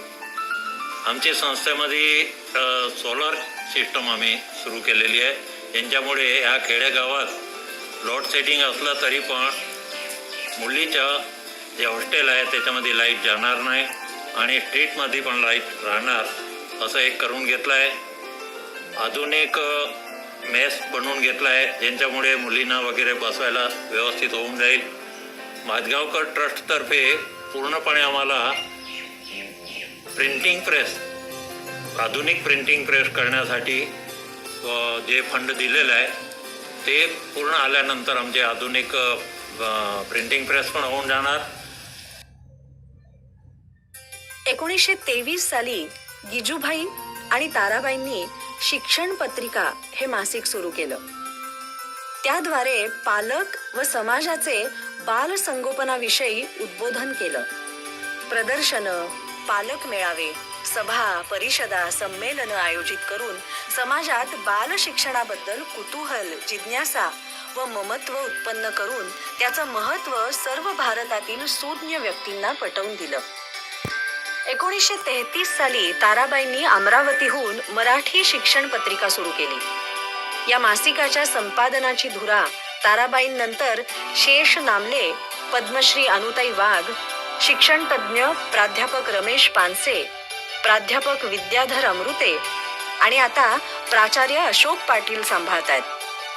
शिक्षण पत्रिकेचा हेतू असा की बाल शिक्षणासंबंधी प्रसार व्हावा, प्रचार व्हावा आणि उसबाड या ठिकाणी जे काही बाल शिक्षणावर प्रयोग झाले त्याची माहिती सर्व महाराष्ट्रभर व्हावी. जेव्हा शाळा सुरू झाल्या तेव्हा मुलांसाठी पुस्तकं फारशी उपलब्ध नव्हती. अशा वेळेला मुलांना शाळेमध्ये टिकवून ठेवण्यासाठी ताईंनी ज्या काही रचना केल्या त्यांना आपण सहजपाठ म्हणतो. उदाहरणार्थ आदिवासी भाषा आणि मराठी शब्द ह्यांचा सुंदर मिलाप त्या सहजपाठामध्ये पाहायला मिळतो. आईकोट गेली डोंगरीला, आईकोट गेली डोंगरीला, कशाला फाटी आणायला, फाटी कशाला धान रांधायला, धान कशाला खायला, धान रांधा चटचटचट, खाऊन टाकू पटपटपट. अशा प्रकारचा हा सहजपाठ. इथं झालं असं की मराठी शब्द आणि सुंदर आदिवासी शब्द ह्यांचा मिलाप झाल्यामुळे त्या मुलांना वर्गात बसावंसं वाटलं, कारण ही मुलं आदिवासी समाजातून आलेली होती. हे ताईंचं त्या काळातलं यश मला तरी वाटतं आणि म्हणून मुलं टिकली, शाळा सुरू झाली आणि आज त्या शाळेचं मोठा वटवृक्ष आपल्याला पाहायला मिळतो. एक ताईने सांगितलेली जी एक गोष्ट अशी आठवते, कारण की पर्यावरणावर पण त्यांचा खूप भर होता. किंबहुना शिक्षण जे द्यायचं मुलांना ते पर्यावरणातूनच द्यायचं असं त्यांचं म्हणणं होतं. परिसरातले दगडधोंडे, पानं फुलं, रिकामे झालेले डबे किंवा वापरून फेकलेल्या वस्तू या वगैरे जे काही असतील त्याच्यामधून शैक्षणिक साधनं तयार करायचं ताईंचं म्हणणं असेल. पण हे साहित्य वापरत असताना परिसराची हानी होणार नाही याची दक्षता घेतली पाहिजे असं ताईंचं म्हणणं होतं. स्वतः अनुताई येऊन आमचे क्लास ऑब्झर्व करत होते असत आणि टाकाऊ वस्तूपासून टिकाऊ वस्तू कसे बनवायचे, टाकाऊ वस्तूपासून मुलांचं अध्यापन कसं घ्यायचं आणि केवळ अध्यापन करताना पुस्तकी ज्ञान न देता मुलांना उपक्रमातून ज्ञान कसं देता येईल त्यासाठी प्रदर्शन, बालमेळावे, वनभोजन अशा प्रकारची शैक्षणिक सहली आणि मुलांना कृत्रिम शिक्षण त्यांना देण्यात येत असे. या ठिकाणी अनुताई आदिवासी शिक्षण तज्ज्ञ कशा ते सांगते. तर सगळी छानपैकी आली ती मुलं, सगळं झालं होतं आणि म्हणाली चला बरं आता गोल बसा, मी गंमत सांगते तुम्हाला. तेवढ्यामध्ये नवशा त्या झाडावर बसला होता, त्यानं धपकन उडी मारली आणि ती उडी मारल्यावर सगळी गोलावरची मुलं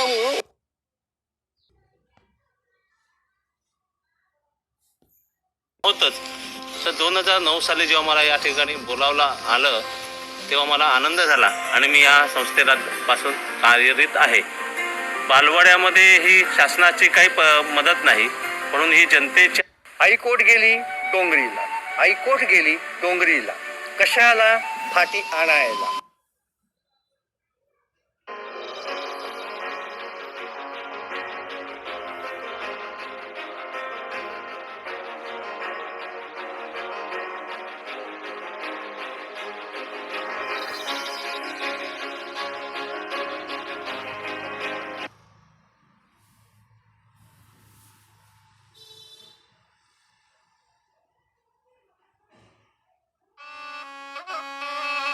कोसबाडच्या टेकडीवरून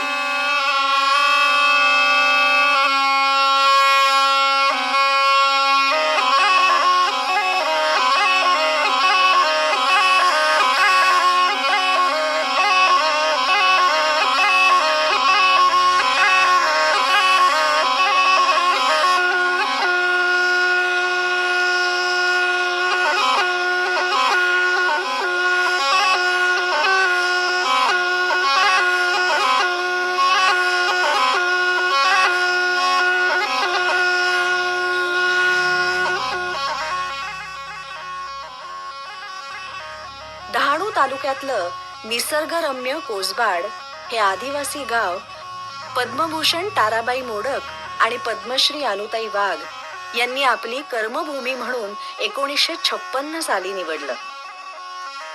इथेच बाल शिक्षणाचे विविध प्रयोग त्यांनी केले. ताराबाई मोडक ह्या राजकोट इथे शासकीय ट्रेनिंग कॉलेजच्या प्राचार्या होत्या आणि त्यांना चांगला मोठा पगार, बंगला, मोटर सगळं होतं. परंतु त्यांनी जे ठरवलं की आपण आपल्या बालशिक्षणाला वाहून घ्यायचं आणि म्हणून त्या राजकोटच्या पदाचा त्याग केला. त्यांच्या भावनगरला आल्या. भावनगर इथे 1923 ते 1932 ही सतत 9 वर्ष पूज्य श्री गिजूभाई बधेका आणि ताराबाई यांनी मिळून बाल शिक्षण क्षेत्रात संशोधनपूर्वक काम केलं आणि भारतात पूर्व प्राथमिक शिक्षणाचा पाया घातला. मुंबईत 1936 साली दादर भगिनी समाजाच्या सहकार्यानं हिंदू कॉलनीतील जागेत शिशु विहारची स्थापना केली. गांधीजींनी त्यांच्या कामाचं खूप कौतुक केलं आणि म्हणाले, ताराबाई, तुमची बाल शिक्षणाची पद्धत ही मॉन्टेसरी सारखी आहे. इटलीतील मॅडम मॉन्टेसरीची तत्व स्वीकारा, पण त्याला भारतीय स्वरूप द्या. भारताची, भारतासाठी अशी बाल शिक्षण पद्धती निर्माण करण्याचा प्रयत्न करा. या चळवळीचा मोर्चा आता खेडेगावाकडे वळवला पाहिजे असं ताराबाईंना वाटू लागलं. 24 डिसेंबर 1945 साली ताराबाईंनी बोर्डी इथे नूतन बाल शिक्षण संघाच्या वतीने ग्राम बाल शिक्षा केंद्र या नव्या संस्थेची स्थापना केली. ह्या संस्थेचं उद्घाटन माजी मुख्यमंत्री मुंबई राज्याचे बाळासाहेब खेर यांच्या हस्ते झालं आणि बाळासाहेब असं म्हणाले की आज ताराबाई जो संबंध बाल शिक्षणाचे जे रोपटं लावतायत बोर्डीला, त्याचा मोठा वृक्ष निर्माण होईल असं आणि संबंध देशभर तो पसरेल. आणि त्याप्रमाणे त्यांनी बाल शिक्षणाचं काम सुरू केलं. आणि कुठे केलं ते? दलित वस्तीमध्ये केलं, आदिवासी वस्तीमध्ये केलं. बालवाडी या शब्दाची उत्पत्तीही बोर्डीतच झाली. गुजरातमधील प्रसिद्ध शिक्षण तज्ज्ञ श्री जुगतरामभाई दवे हे बोर्डीला ताराबाईंचं काम पाहायला नेहमी येत असत. ते एक दिवस ताराबाईंना म्हणाले, बोर्डीला चिक्कूच्या, नारळाच्या भरपूर वाड्या आहेत. तसंच तुमच्या या मुलांच्या बालमंदिराला आपण बालवाडी म्हटलं तर कसं?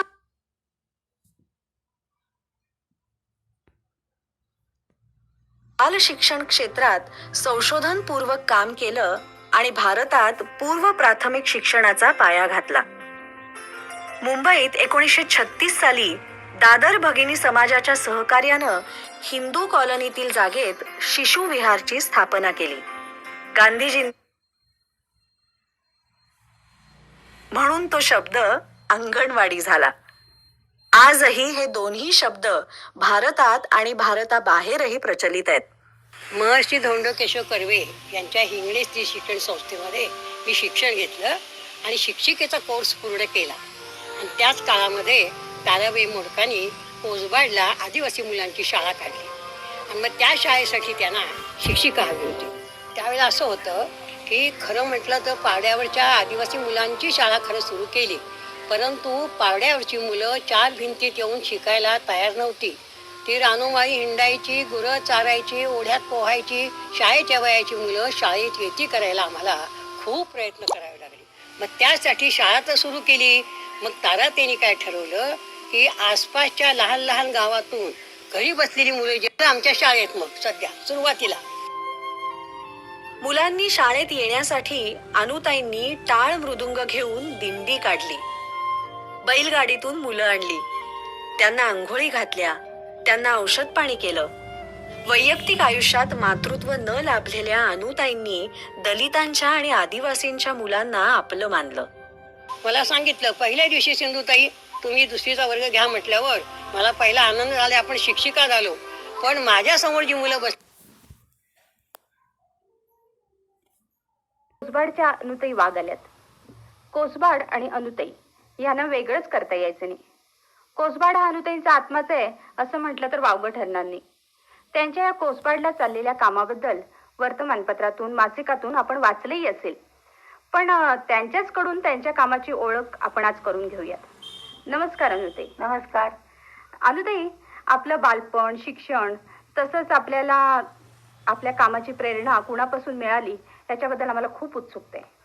तर तुम्ही आम्हाला अगोदर आपलं शिक्षण आणि बालपण ह्याच्याबद्दल जरा सांगा ना. माझं बालपण आहे ते खेड्यापाड्यातून गेलं, कारण माझे वडील हे PWG मध्ये खात्यात नोकरी होते नाशिक जिल्ह्यात. आणि त्यांच्या सारख्या बदल्या व्हायच्या. कुठे शाळा असायची कुठे नसायची. आणि याप्रमाणे आमचं शिक्षण जमतेमत झालेलं आहे. मराठी 3री पर्यंत कसं तरी झालं. पुढे 13व्या वर्षी माझं लग्न झालं आणि लग्न थाटामाटाने झालं, कारण मी पहिली वहिली मुलगी, हौसेने झालं. परंतु दुर्दैव माझं आणि इतरांचंही, माझे यजमान, आता नाव सुद्धा सांगायला आठवावं लागतं मला, काही इतकी वर्ष झालेली आहेत, शंकर वामन दातेगावकर. तर त्यांचा दुर्दैवी मृत्यू असा झाला की मनमाड जवळ इंजिन खाली अपघाताने ते गेलेले आहेत. अर्थात त्यावेळेला पुष्कळ रडारड झाली.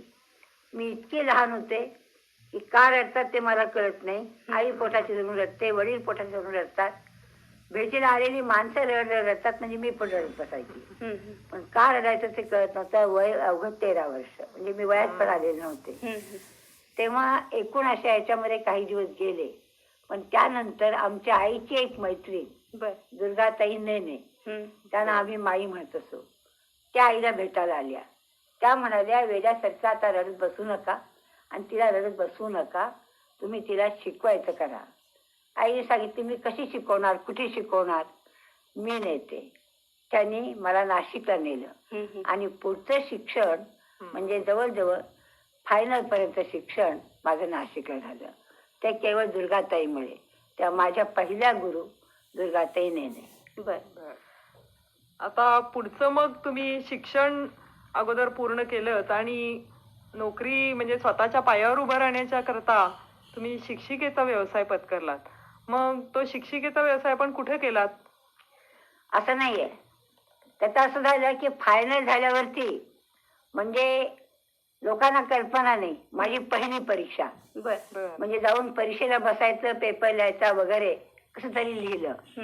आणि माझ्या वडिलांनाही खात्री नाही की पास होणार आहे की नापास होणार आहे म्हणून. पण ते जेव्हा नाशिकला ऑफिसमध्ये गेले, सगळे अभिनंदन करायला लागले. का अभिनंदन करता? अरे वा, तुला माहित नाही का, तुझी मुलगी पहिली आली आहे. अरे वा. मग आता काय करायचं? आता वेड्यासारखा बसू नको, त्या ट्रेनिंग कॉलेजमध्ये घाल. आणि मग पुण्याला 2 महिने उशिरा माझ्या ट्रेनिंगसाठी अनेकांनी खटपट केली. नाशिक स्कूल बोर्डाने खटपट केली आणि मला नाशिकच्या लाल देवळाजवळ आमची शाळा होती, म्हणजे ट्रेनिंग कॉलेज होतं पहिलं सरकारी शासकीय, तिथे मला तिथे दाखल केलं. 3 वर्ष म्हणजे फर्स्ट इयर, सिनियर, ज्युनियर आणि सेकंड इयर, 3 वर्ष लागोपाठ माझं शिक्षण तिथे झालं ट्रेनिंगचं. ही माझ्या आयुष्यातली मी सोनेरी वर्ष समजते. खूप हौस, खूप शिक्षण, खूप नवे धडे, खूप प्रयोग, चांगल्यापैकी शिक्षक आणि अतिशय आनंदाचे दिवस गेले. आणि मग मी शिक्षक झाले. नाशिकने मला पाठवलं होतं, त्यामुळे नाशिक स्कूल बोर्डामध्येच मला नोकरी मिळाली. पहिली नोकरी चांदवडला, चांदवड देवीचं काम. बर. आता आपण त्यानंतर चांदवडहून हुजूर पागेमध्ये शिक्षिका म्हणून होता असं मी वाचलंय. तर मग हा जो शिक्षिकेचा व्यवसाय आहे त्याच्यापासून आपण सामाजिक कार्याकडे वळावं असं तुम्हाला का वाटलं? जरा आपण याबद्दल सांगाल का? सांगते. 3 वर्ष नोकरी नाशिक जिल्ह्यात झाली. चांदवड, पिंपळगाव, मालेगाव अशी बरीच गावं झाली. त्यानंतर मला एक अशी संधी मिळाली. आपल्याला माहित आहे का नाही माहित नाही मला, ते पुण्याला एसआई म्हणून एक संस्था आहे, राज्य शिक्षण शास्त्र.